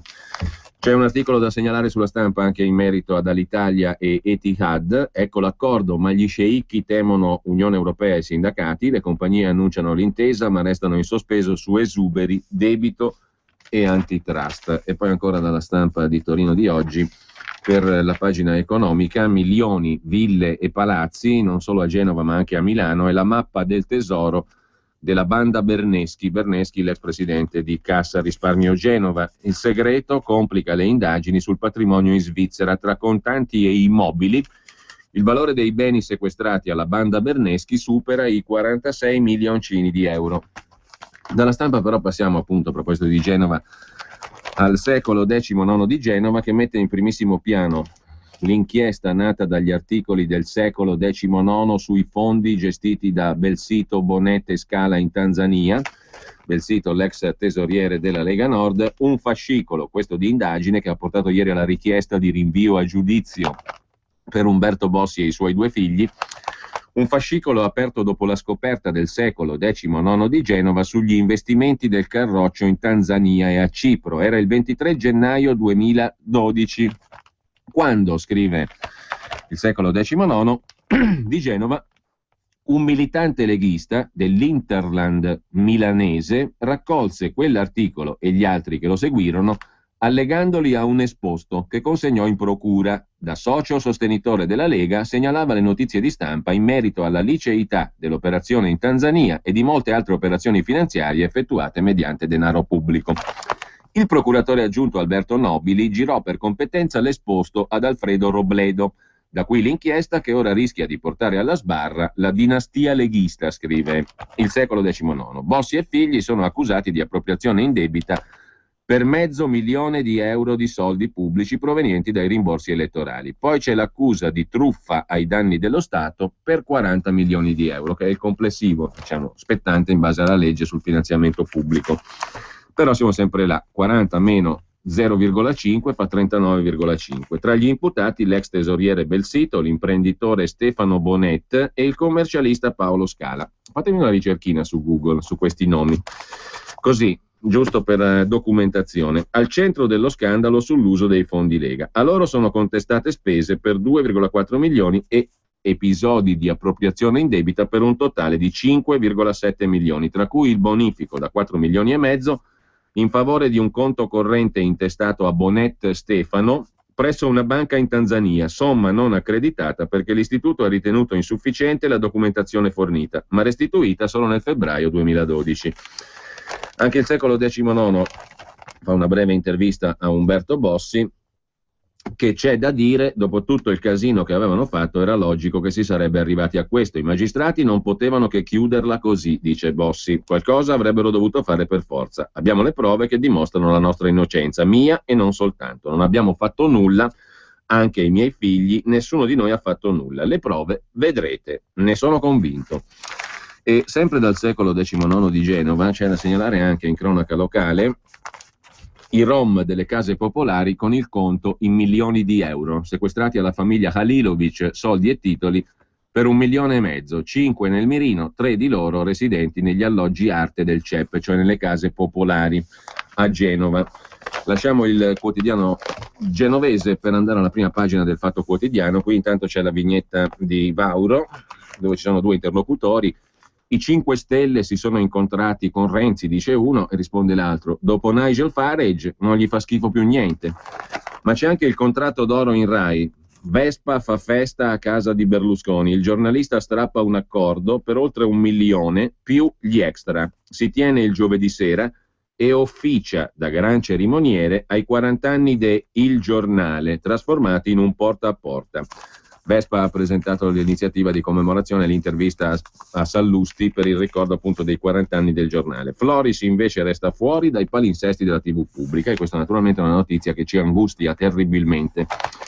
Per favore, non mordermi sul collo, è invece il titolo del godibilissimo articolo di Marco Travaglio su quello che tanti giornalisti e non solo giornalisti hanno scritto e detto a proposito della nazionale di calcio. Si va da vincere e vinceremo, alla perfida Albione, a Cesare Prandelli e i britanni, e sono un florilegio di citazioni, davvero un articolo tutto da leggere, anche sotto l'ombrellone, per dire, perché è nello stesso tempo leggero e tragico, perché la tragedia è quella dei giornalisti spesso, che hanno scritto cose incredibili. Super Mario l'avevano chiamato fino all'altro giorno, il Obama, come lo chiama invece Andrea Marcenaro sul Foglio. Comunque è un florilegio vero e proprio di citazioni, tutto quello che è stato scritto e detto anche dai protagonisti, tipo Prandelli, il presidente Napolitano e via dicendo, sulla nazionale di calcio. La palla è rotonda però, e seguono le citazioni messe in fila come sempre con grande perizia da Marco Travaglio. E sempre sul Fatto Quotidiano, adesso non me lo leggo tutto perché è veramente tutto da leggere, non se ne può scegliere qualcuno, l'articolo è molto lungo, poi volta a pagina 4 e pagina 5 da pagina 1, però è impossibile leggerne solo una parte, va goduto interamente. Mentre a pagina 8 del Fatto Quotidiano c'è la Rai che non cambia, milioni per Vespa, Floris in bilico, porta a porta è per sempre, come i diamanti. Il giornalista celebra i nuovi palinsesti con Berlusconi. La prossima stagione c'è Ballarò, ma non è ancora chiaro chi lo farà. E questa naturalmente è una delle notizie più brutte della giornata. Infine, sempre dal Fatto Quotidiano, la questione della Procura di Milano fra Robledo e Bruti liberati, un esposto bis al Consiglio Superiore della Magistratura. Il procuratore aggiunto Robledo ricorre ancora contro la sua esclusione dagli interrogatori sugli appalti per l'Expo. E infine dal Fatto Quotidiano i furbetti di Strasburgo, una pensione integrativa nel paradiso fiscale. Molti parlamentari europei fino al 2009 hanno aderito al fondo che opera in Lussemburgo. Tra gli italiani Pannella, Borghezio, Bertinotti, Bossi, Mauro, Albertini. Tassazione ai minimi, opacità, sede in Lussemburgo. Non stiamo parlando, scrivono Alessio Schiesari e Leonardo Vilei, dell'ennesima multinazionale che aggira legalmente il fisco, ma del fondo pensione complementare dei parlamentari europei. Dal 1994 al 2009 eurodeputati di tutte le formazioni politiche e nazionalità hanno aderito a un piano pensionistico legale ma assai discutibile, scrive il Fatto. Nella lista tenuta segreta per anni, rivelata dal giornalista tedesco Hans-Martin Tillach e da successive inchieste riprese da Open Europe, ci sono anche molti italiani, dal leader radicale Pannella a quello leghista Bossi, passando per l'ex sindaco di Milano Albertini e il segretario di Rifondazione Comunista Bertinotti. Nonostante il fondo volontario nasca nell'89 su iniziativa di alcuni europarlamentari e dal 2009 i nuovi eurodeputati non possano più aderirvi, in questi giorni è tornato d'attualità in Spagna, dove sta provocando un terremoto politico nella sinistra radicale. Questo perché, tra privilegi insensati, investimenti scellerati e buchi di bilancio, il fondo continua a creare danni. Pur trattandosi di uno strumento volontario, i contributi che fino al 2009 l'alimentavano erano pagati per 2/3 dal Parlamento europeo, per il restante 33% dagli eurodeputati. Inoltre il trattamento percepito era ed è troppo generoso, tanto che, stando alla stampa britannica, ha creato un buco di 233 milioni di euro nel bilancio dell'Europarlamento, che verrà tappato attingendo al bilancio comunitario. La gestione avviene attraverso una SICAV, sigla dietro cui spesso si celano capitali in cerca di poche tasse, alti rendimenti. Anche l'impiego delle riserve del fondo desta perplessità. Secondo il think tank inglese Open Europe, 131 milioni di euro sono andati in fumo perché investiti in strumenti finanziari proposti dal broker truffatore Bernard Madoff, buco che dovrebbe essere ripianato dall'Unione Europea. Martedì lo scandalo è riscoppiato in Spagna grazie al quotidiano Infolibre e ha provocato dimissioni eccellenti. Il partito più colpito è la sinistra radicale di Izquierda Unida, nel cui programma elettorale figurava l'abolizione delle SICAV. Il suo leader in Europa, Willy Meyer, aveva però aderito al fondo 10 anni fa. Dopo aver provato a giustificarsi, spiegando di non essersi reso conto delle implicazioni, si è dimesso. L'imbarazzo maggiore però è del Partito Socialista, già orfano della sua cupola, dimessasi all'indomani delle elezioni del 25 maggio e coinvolto in questo nuovo scandalo, a partire dalla sua capolista alle europee, Elena Valenciano. La sua ritrosia è controbilanciata dal Partito Popolare che in una nota ha dichiarato apertamente che così fan tutti, così facevano in tanti anche in Italia. Ben 50 eurodeputati su 78. Il fondo pensionistico integrativo con zero tasse, finanziato dall'Europarlamento, faceva gola a molti. Tra gli altri il forzista Jas Gabronski, l'ex finiana Roberta Angelilli, il leader No Global Vittorio Agnoletto, i leghisti Borghezio, Speroni, Nello Musumeci della destra, Marco Rizzo dei comunisti italiani, Pierantonio Panzeri del PD, la verde Monica Frassoni, l'ex ministro ciellino Mario Mauro e perfino il radicale Marco Cappato. Contattati per spiegare perché abbiano aderito al piano, ognuno si giustifica. Borghezio ci mette un po' a capire, poi quando mette a fuoco ammette di aver fatto un'interrogazione o forse dichiarazioni contro quel fondo, ma quando ho aderito, dice Borghezio, non sapevo di cosa si trattasse. La Angelilli non si sente chiamata in causa perché ancora non percepisco la pensione. Agnoletto chiede mezz'ora di tempo per verificare i documenti e poi stacca il telefono. Mentre Cappato spiega che dopo l'eurodeputato ho fatto il volontario per 3 anni senza percepire una lira e poi promette battaglia per riformare questo meccanismo che, dice Cappato, non conoscevo. Ma quando gli si fa notare che basterebbe lasciare il fondo, contrattacca. Quello serve solo a fare bella figura. Così il Fatto Quotidiano. Mentre Libero si occupa anch'esso in apertura della nazionale italiana sotto il profilo del quattrino. La disfatta dell'Italia ci è costata 5 milioni di euro. È stata la squadra più spendacciona dell'intero mondiale di calcio, la delegazione più numerosa, il resort più lussuoso, apparecchi sofisticatissimi, perfino un agronomo al seguito. Il conto della disfatta è 5 milioni di euro. E sempre in tema di nazionale, commissario tecnico, Prandelli, il contratto, le pressioni, i dubbi, la verità sull'addio di Prandelli, titola Libero, la firma in extremis sul rinnovo prova che la Federazione Gioco Calcio era già pronta a scaricarlo. Il CT dubitava di Balotelli, ma non ha avuto la forza per resistere a chi glielo ha imposto, scrive Libero. Sempre poi da Libero in prima pagina, la Sicilia brucia, i 28.000 forestali guardano, prima di intervenire devono fare una riunione e la fanno domani. La Sicilia ha 28.000 forestali, nessuno spegne i roghi. Palermo brucia da 48 ore, si scopre che il bando per gli elicotteri è stato fatto solo 10 giorni fa. La giunta, prima di intervenire, deve fare una riunione di servizio domani. Il presidente Crocetta non pervenuto, scrive Libero. Dalla prima pagina di Libero poi c'è anche l'articolo di fondo firmato dal direttore Maurizio Belpietro, i 40 anni de Il Giornale e 2 o 3 cose impossibili da scordare, avendo diretto il giornale Belpietro per 10 anni e avendolo condiretto per altri 3 anni. Il direttore Belpietro racconta il quotidiano che ha guidato, idee, testimonianze, firme illustri che qualcuno oggi dimentica, di un foglio che è stato palestra di libertà, il giornale, e di anticonformismo. E ancora dalla prima pagina del giornale, poi lo vediamo dopo la pubblicità, la flessibilità nei conti dell'Unione Europea è quello di cui ampiamente si parla in questi giorni. La flessibilità nei conti è una trappola per impoverirci, secondo l'opinione di Filippo Mazzotti.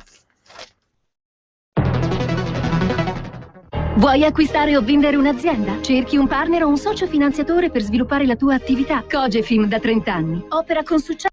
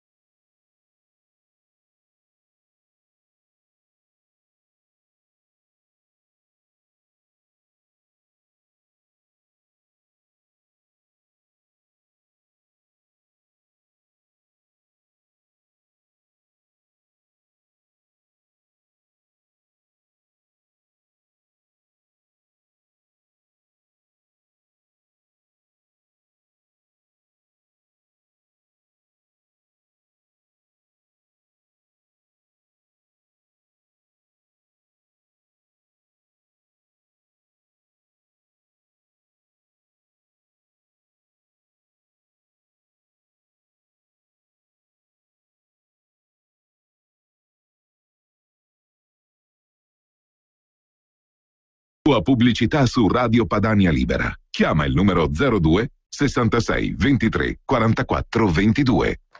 Torniamo allora a Libero, la questione degli accordi negoziali nel commento di Filippo Mazzotti per contraccambiare la maggior flessibilità nella gestione dei conti pubblici. Flessibilità nei conti europei, una trappola per impoverirci. Trappola perché la contropartita sarà appunto la firma di accordi negoziali che saranno ancora più negativi. Ma di tutto questo parleremo poi in dettaglio, riprendendo tutte le questioni per bene stamani nel corso di Onda Libera con il professor Borghi Aquilini. Intanto c'è la conferma condono sui soldi in nero.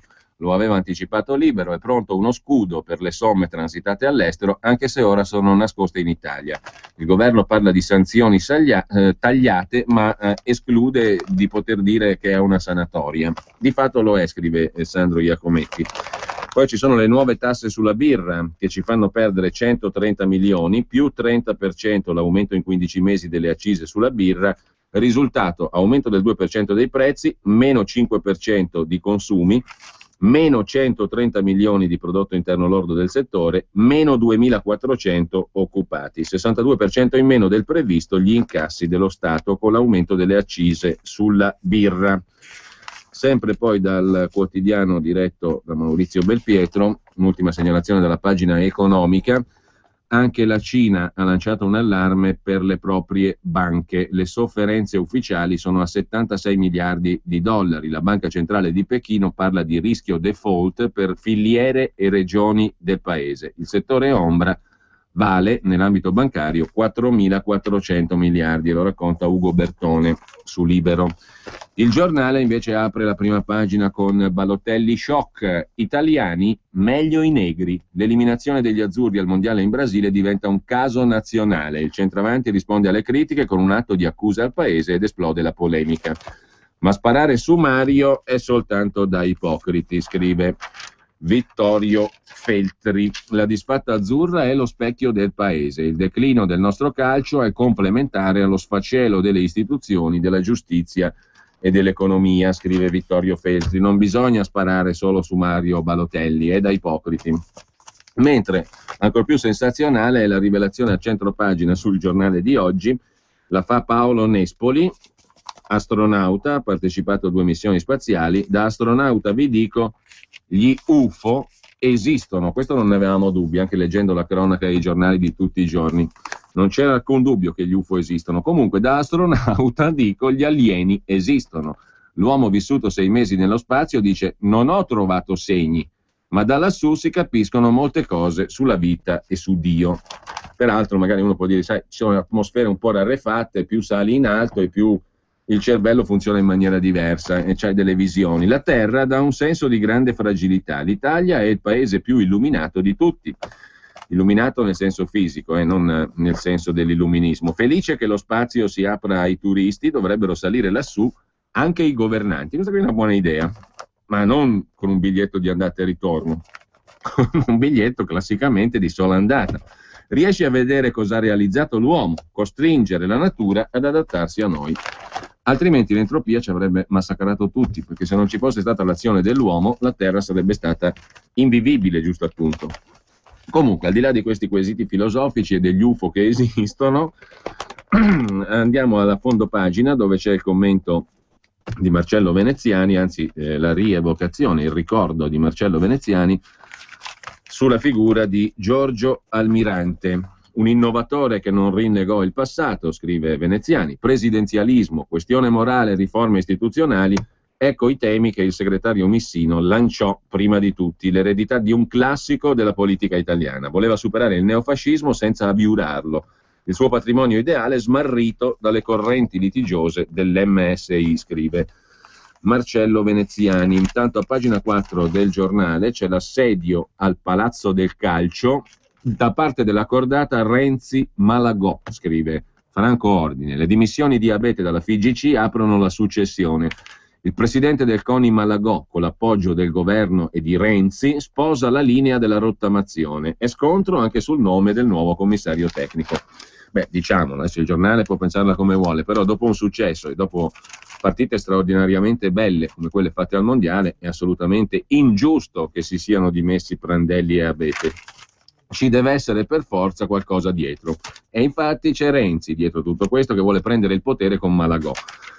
Non avendo scuse, perché la nazionale ha giocato benissimo e il commissario tecnico era straordinariamente competente ed efficace, hanno provato adesso a fare la manovra, perché dietro c'è la spectra di Renzi e Malagò che vuole controllare anche il calcio.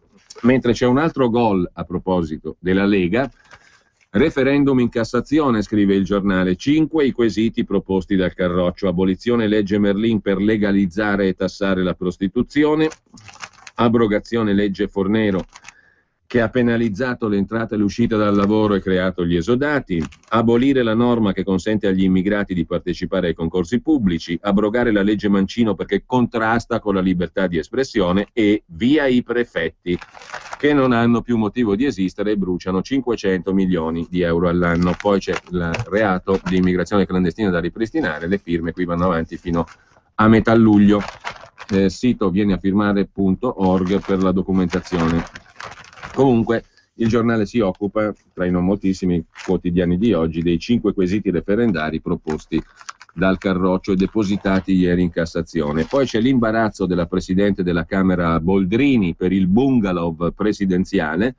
La Boldrini affida al suo portavoce, già presidente della Federazione Nazionale della Stampa Italiana, cioè del Sindacato dei Giornalisti Natale, le difese sull'uso della tenuta di Castel Porziano nel tempo libero. Nessuno sfarzo, fa dire la Boldrini al portavoce, ma il risultato, scrive il giornale, è comico, una replica grottesca. In spiaggia, ha scritto il suo portavoce, la Presidente della Camera, saltuaria ospite nei pochi weekend liberi, fa occasionalmente uso di una delle tante cabine di legno. Per i non romani vorrei dire che quel litorale non sono i Caraibi, risponde Boldrini. Mentre sempre dal giornale c'è da segnalare anche la questione del condono agli evasori, che non indigna nessuno se arriva dalla sinistra. Renzi a caccia di risorse si aggrappa alla sanatoria, commenta Carlo Lottieri, e i moralisti che accusavano il centrodestra tacciono. Dalla prima pagina dell'Unità, uno degli argomenti del referendum della Lega, gli esodati, il tempo è scaduto, titola l'Unità. Oggi in Commissione Lavoro la proposta del ministro Poletti per una nuova salvaguardia. In arrivo la 6ª salvaguardia per 24.000 esodati, costo 1,5 miliardi. Le risorse, secondo l'accordo tra il presidente della Commissione Lavoro, l'ex ministro Cesare Damiano, e il ministro Giuliano Poletti, le risorse saranno coperte dai risparmi degli interventi precedenti, che detta così non è chiarissima. Comunque gli esodati non possono più aspettare, titola l'Unità. Oggi il ministro Poletti presenta la proposta concordata con Damiano. È la 6ª salvaguardia per altre 24.000 persone. 2 storie, racconta l'Unità: senza pensione né lavoro, un limbo da cui non si esce. Nicola, per 38 anni ha trasportato materiale per la Malaguti, nel 2011 licenziato, ora vive nel limbo di chi non riesce a reperire un nuovo lavoro né potrà percepire la pensione fino al 2016. E poi un'altra storia: dopo 36 anni di lavoro Giuliana ha deciso di fare spazio a colleghi più giovani, ma il fondo di accompagnamento non è bastato a coprire tutto il periodo che le manca alla pensione. Io, ex capo ufficio in banca, è una coperta troppo corta. Poi il comitato di redazione, sempre dalla prima pagina dell'Unità, torna a rivolgersi ai lettori. Ancora una settimana per avere risposte sulle retribuzioni dei giornalisti e sul futuro della testata. Questo è l'impegno preso da uno dei liquidatori della società editrice dell'Unità. Prendiamo atto del segnale voluto inviare alla redazione, ma resta il fatto che un impegno verbale è troppo poco. Da mesi i giornalisti lavorano senza stipendio e chiedono certezze sull'occupazione. La situazione non è più tollerabile, scrive il comitato di redazione dell'Unità. Se il valore della testata non si è depauperato, è solo grazie all'impegno di giornalisti e poligrafici, che hanno mantenuto la presenza del giornale in edicola nonostante la latitanza della proprietà e del management, uscito di scena con la liquidazione. L'incontro della prossima settimana dovrà dare risposte esaustive rispetto a retribuzioni e livelli occupazionali. Non è più tempo di promesse e rassicurazioni mai seguite dai fatti, perciò prosegue lo sciopero delle firme. Resta sospesa l'astensione dal lavoro, su cui sarà presa una decisione dopo l'incontro coi liquidatori della prossima settimana. Dall'Unità passiamo alla prima pagina del Foglio. Anche qui si riaffaccia il problema del debito pubblico e della flessibilità sul rientro dal debito pubblico per l'Italia. Sul debito si può essere flessibili? Merkel, Renzi e il partito argentino, cioè coloro che hanno una visione diversa rispetto al fiscal compact. Vertice europeo tra il nodo Juncker e le aperture di Berlino sul rigore, ma ora si sentono tesi autorevoli anche sul default utile. Intanto oggi appuntamento a Ypres e domani a Bruxelles. 2 giorni belga, i capi di governo dell'Unione Europea puntano ad approvare la nomina del nuovo presidente della Commissione. C'è poi un articolo in prima pagina sul Foglio, a firma di Claudio Cerasa, su quanti morsi ha dato Renzi alla pubblica amministrazione. Il decreto sulla pubblica amministrazione, concessioni ai magistrati su incompatibilità e pensioni, 3 colpi buoni ai sindacati sui distacchi sindacali e altro, trattativa col Quirinale e relativi aggiustamenti, cosa funziona e cosa meno nella riforma Madia. Ma a proposito del debito, oggi a Milano, riuniti su iniziativa di A come A, che è una società di gestione del risparmio presieduta da Alberto Foà e dalla Fondazione Corriere della Sera, si riuniranno economisti, tutt'altro che di nicchia, per discutere della sostenibilità del debito pubblico, scrive il Foglio. Sostenibilità che evidentemente non è più possibile dare per scontata in ogni evenienza. Interverranno Paolo Manasse, macroeconomista Università di Bologna, Charles Wiplos del Graduate Institute of International Development Studies di Ginevra, ascoltatissimo a Bruxelles, Gheorghe Papa Costantino, all'apice della crisi, ministro dell'economia della Grecia, che nel 2012 fu il primo paese dell'Unione Europea a dichiarare parziale default, Guido Tabellini, già rettore della Bocconi, e Lucrezia Raiklin, quest'ultima già capo economista della Banca Centrale Europea e poi fino al febbraio scorso candidata al ruolo di ministro dell'economia nel governo Renzi, successivamente in lizza per i vertici della Bank of England, consigliere di amministrazione di Unicredit, editorialista del Corriere della Sera, figlia del parlamentare del Partito Comunista Alfredo Raiklin. Quest'ultima, appunto, Letizia Raiklin, è stata una delle prime personalità a rompere Lucrezia Raiklin è stata una delle prime personalità a rompere il tabù del default controllato sulle colonne del Corriere della Sera. A maggio Raiklin scrisse che la calma dei mercati finanziari e i primi segnali di ripresa non dovevano ingannare il governo. Perciò il governo, pur senza prendere la strada di una rinuncia agli obblighi di pagamento del debito, perché questo porterebbe alla perdita di accesso al mercato, avrebbe dovuto proporre a Bruxelles un meccanismo di risoluzione della questione del debito pubblico a livello federale per ristrutturarlo. Non sarebbe un crack in stile argentino, commenta il Foglio, ma comunque un capovolgimento delle politiche adottate finora nell'Eurozona per risanare i conti pubblici. Non soltanto i debitori devono stringere la cinghia, ma anche i creditori che hanno acquistato bond sovrani di stati troppo indebitati in maniera sconsiderata. E intanto gli stati sovrani devono poter fallire senza drammi, è il titolo di un altro articolo sullo stesso tema, a firma di Domenico Lombardi, sempre sul Foglio. Il Fondo Monetario Internazionale si sta attrezzando. Cosa accadrebbe oggi, scrive Lombardi, se ci trovassimo di nuovo nella situazione 2010, con la Grecia sull'orlo del collasso finanziario e il rischio che Atene trascini nell'abisso della bancarotta altre economie dell'Eurozona, Italia inclusa? Riproporrebbe il Fondo Monetario Internazionale lo stesso pacchetto di aiuti alla Grecia, il più grosso mai erogato a un paese membro in 70 anni di storia, in deroga al quadro regolamentare che il Fondo Monetario si era dato fino ad allora? La risposta oggi è no. Lo si ricava da un documento appena reso noto. Il Fondo Monetario sostiene ora che esistono 3 categorie di paesi sotto stress che richiedono il suo intervento. Comunque, in sintesi, gli stati sovrani devono poter fallire senza drammi. Il default controllato sul debito pubblico. Anche di questo parleremo stamani. Intanto il Manifesto, il quotidiano comunista, apre la sua prima pagina con questo titolo: Regalitalia, a proposito di Alitalia e Etihad, la grande svendita è compiuta. Etihad compra la compagnia a un prezzo 6 volte inferiore a quello offerto da Air France ai tempi di Berlusconi e col regalo di 2000, tra virgolette, esuberi. Il commento di Antonio Sciotto: l'italianità diventa araba da Arcore ad Abu Dhabi, e così alla fine gli arabi di Etihad hanno fatto il miracolo, scrive tra virgolette Sciotto. Sono riusciti a prendersi il 49% di Alitalia salvandola dal baratro. Ma per aver raggiunto l'obiettivo, un matrimonio con un'azienda ormai decotta ma blasonata, la giovane e rampante compagnia di Abu Dhabi, che è nata nel 2003, vanta la più rapida crescita nella storia dell'aviazione, non deve tutto a petrodollari.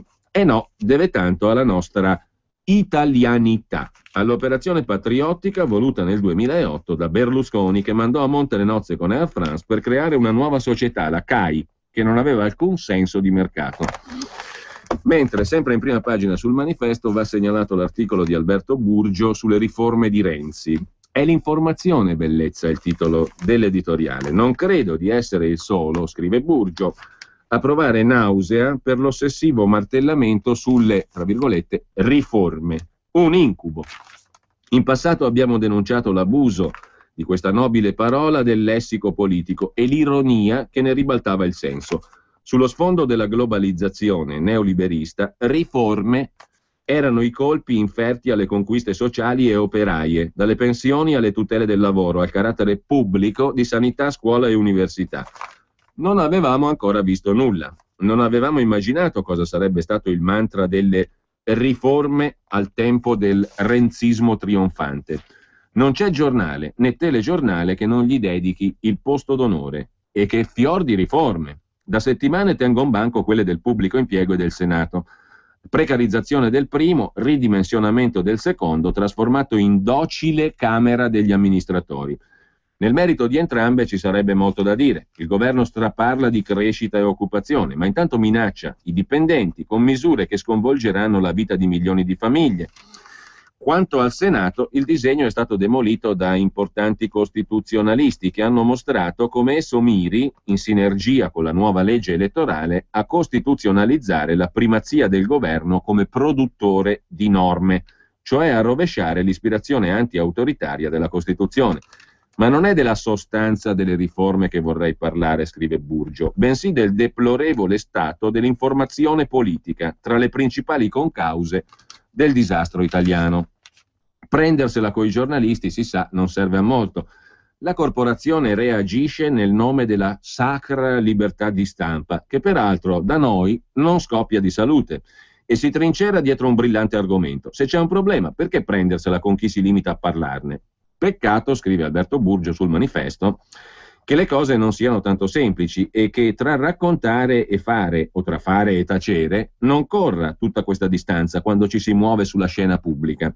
L'anno scorso questo giornale condusse, solitario, una campagna contro il sistema mediatico, impegnato ad avallare la menzogna secondo cui la crisi sarebbe di per sé causa di povertà e di disoccupazione, come se fosse inevitabile affrontarla per mezzo delle misure deflattive che ovviamente l'hanno alimentata e non fosse nemmeno immaginabile aggredire la crisi redistribuendo risorse e rilanciando la domanda effettiva di beni e servizi. Da ultimo lo ha ammesso perfino Mario Draghi, puntando il dito sull'austerity e sulla miopia dei vertici comunitari. Ma nemmeno questo servirà. I tagli alla spesa resteranno il piatto forte della politica economica. Chi vive di stipendio continuerà a rischiare di perderlo e se lo vedrà mangiare dal rigore. E la vulgata ammannita al popolo rimarrà quella del risanamento, dei sacrifici necessari per i nostri figli. Adesso qui da noi si è aggiunta la grande narrazione delle riforme, per non farci mancar niente. Da quando il premier Renzi ha conquistato il PD e Palazzo Chigi e ha sbancato alle elezioni di maggio, non ci si salva più, scrive Burgio. Il racconto delle sue gesta e dei suoi progetti occupa gran parte dei notiziari, come al tempo del Duce, ed è come una bomba a grappolo che dissemina veleni. Intanto è un racconto incomprensibile, scrive ancora Burgio. Si dice che l'una forza politica o sindacale difende la proposta del governo, mentre l'altra auspica una modifica, ma come in un teatrino di marionette, come se fossero gusti personali. Nessuno che si azzardi a chiarire la vera posta in gioco, quali conseguenze comporti, poniamo, la non elettività dei senatori o la facoltà di spostare di decine di chilometri senza motivazione la sede di servizio nel pubblico impiego. Quel che conta è avallare la grande diceria del cambiamento. Il governo trasforma, cambia verso, questo importa, e guai al disfattista che eccepisce. Poi la retorica delle riforme assorbe di fatto ogni analisi del quadro economico-sociale che evapora dinanzi al grande cantiere riformista. Sembra che tutto ne dipenda, col risultato di oscurare tutti i problemi di un paese sempre più affannato. Si salva il discorso sulla corruzione, troppo ingombrante per metterlo a tacere, ma sul resto la chiusura delle fabbriche, i contraccolpi sociali e morali della disoccupazione, la povertà delle famiglie, il degrado delle scuole, delle università, degli ospedali, delle biblioteche, del territorio, su tutto questo il più stretto silenzio. Ora, prosegue Alberto Burgio, sul Manifesto, la questione del funzionamento perverso di quella che ci ostiniamo a chiamare informazione è davvero troppo delicata perché non la si torni a porre. Come mai funziona così? Come mai non c'è di fatto voce dissonante tra i maggiori organi dell'informazione scritta o parlata? La spiegazione classica, che i principali media sono tradizionalmente governativi, non basta, perché questo fenomeno è tutto sommato recente con queste caratteristiche totalitarie. Non basta neanche evocare la questione della proprietà. I maggiori media privati, in linea di principio indipendenti, sono in mano a grandi capitalisti, certo poco interessati a un'opinione pubblica informata e critica. Resta che ancora 10 anni fa il coro non era unanime, si scontravano letture diverse, fondate su diverse attribuzioni di responsabilità. E allora cos'è successo? Perché oggi ci troviamo in questa situazione. Azzardo schematicamente una spiegazione come ipotesi. Forse proprio la crisi, scrive Burgio, La crisi ha cambiato le cose, rivelandosi anche da questo punto di vista un processo costituente. Dal 2007 sono in corso in tutto l'Occidente trasformazioni strutturali della dinamica produttiva che vengono modificando a cascata la composizione sociale e i rapporti di classe, i sistemi politici, gli assetti di potere nelle classi dirigenti, l'intero quadro delle relazioni internazionali.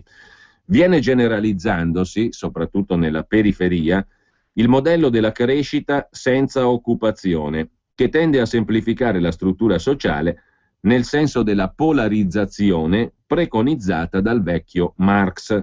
I corpi intermedi vedono fatalmente erodersi i propri residuali margini di manovra. La sfera politica subisce duri contraccolpi, come mostra non solo in Italia il degradarsi del bipolarismo a puro mascheramento di un grande centro conservatore che riforma, tra virgolette, instancabilmente lo stato di cose al solo scopo di consolidarlo. In una parola, prosegue Burgio sul manifesto, le democrazie europee si vengono allineando al modello americano, mettendo fuori gioco, forse definitivamente, l'idea di una democrazia partecipata, fondata sulla sovranità della classe lavoratrice.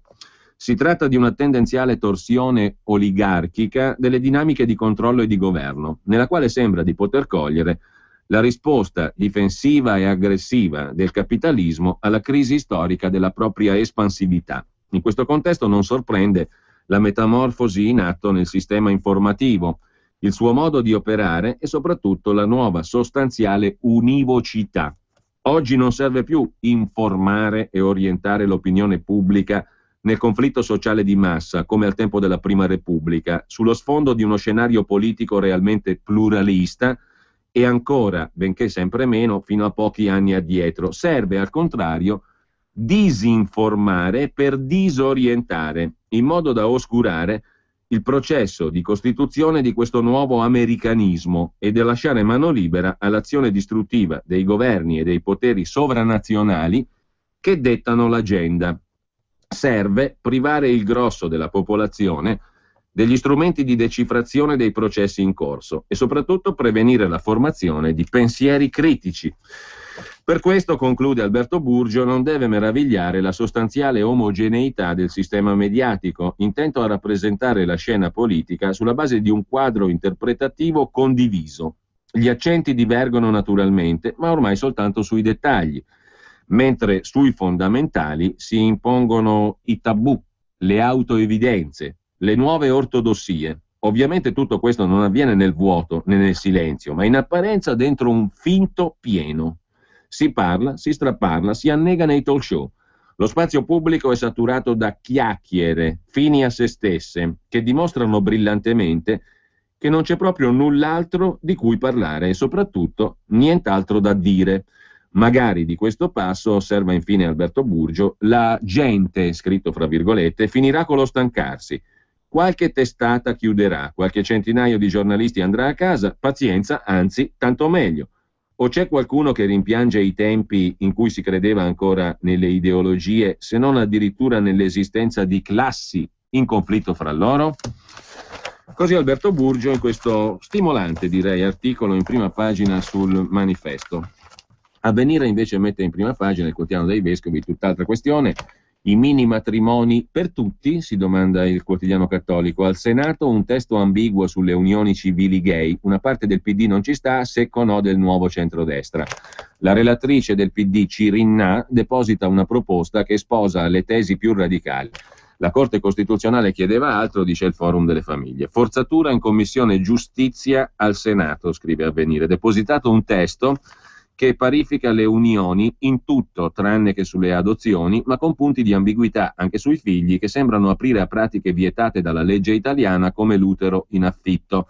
Ma la discussione ancora non è avviata, probabile l'adozione di un testo molto diverso. Oltre al partito di Alfano, anche un gruppo del PD si oppone. È un errore da non fare, scrive il direttore Marco Tarquinio. Mentre a pagina 13 di Avvenire c'è un articolo di Paolo Lambruschi sulla famosa questione dell'aiutiamo gli stranieri a casa loro, la cooperazione allo sviluppo. Vanno in Africa metà degli aiuti e passa in Senato la riforma della legge che apre ai contributi delle imprese, ma è impossibile quantificare la generosità dell'Italia verso l'Africa, frutto dello sforzo generoso di tantissime realtà. Alla domanda quanti soldi l'Italia offre in aiuti umanitari all'Africa, non c'è risposta, scrive Avvenire. Se ne possono dare tante, tutte parziali, perché la legge sulla cooperazione allo sviluppo dell'87, la cui riforma è stata approvata ieri al Senato in prima lettura, ha dato vita alla cooperazione decentrata, moltiplicando i soggetti erogatori pubblici a livello locale. Cioè,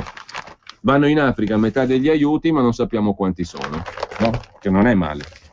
Invece di centralizzare, in questo caso sì, centralizzare e gestire unitariamente. Mentre vi segnalo a questo punto molto rapidamente sul Sole 24 Ore, inserto norme e tributi, i provvedimenti di condono dei capitali illegalmente portati all'estero, quali sono le regole e le novità, e poi 2 pagine del Sole 24 Ore, pagina 6 pagina 7, dedicate al vertice europeo, la flessibilità, il patto di stabilità, il fiscal compact, la Merkel cosa vuole fare, i falchi e non i falchi, chi sfora nei conti pubblici, lo fece anche Berlino, il fiscal compact soft per chi fa le famose riforme, vedi quel che dice Alberto Burgio sul manifesto, le richieste di Renzi, le nomine e tutto il resto. Napolitano che ha incontrato Renzi e che ha detto che bisogna rinnovare la politica europea. Mentre a pagina 8, sempre sul quotidiano di Confindustria, c'è il ministro Poletti che ha fatto una scoperta. L'IRAP, la tassa che si paga anche sul costo del lavoro, assurdo, non sui profitti ma sul costo, sugli stipendi pagati ai dipendenti, l'IRAP penalizza il lavoro. È la tassa più assurda dell'universo, l'IRAP, perché la paghi sui costi e non sui profitti, e tanti l'hanno detto nel corso degli anni, tutti l'hanno tenuta lì, perché pare che finanzi anche in parte le regioni e i fondi sanitari delle diverse regioni. Comunque l'IRAP penalizza il lavoro, ha detto il ministro del lavoro Poletti, che non è male.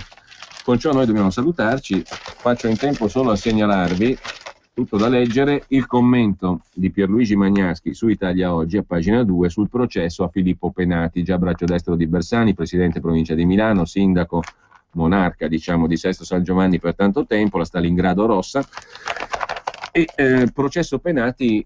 Però uno legge e cerca sui giornali e alla fine si domanda: ma chi è costui? Morale della favola, secondo il direttore di Italia Oggi Magnaschi, se sei corrotto è meglio essere del PD. Nord Elettrica di Base Riccardo, azienda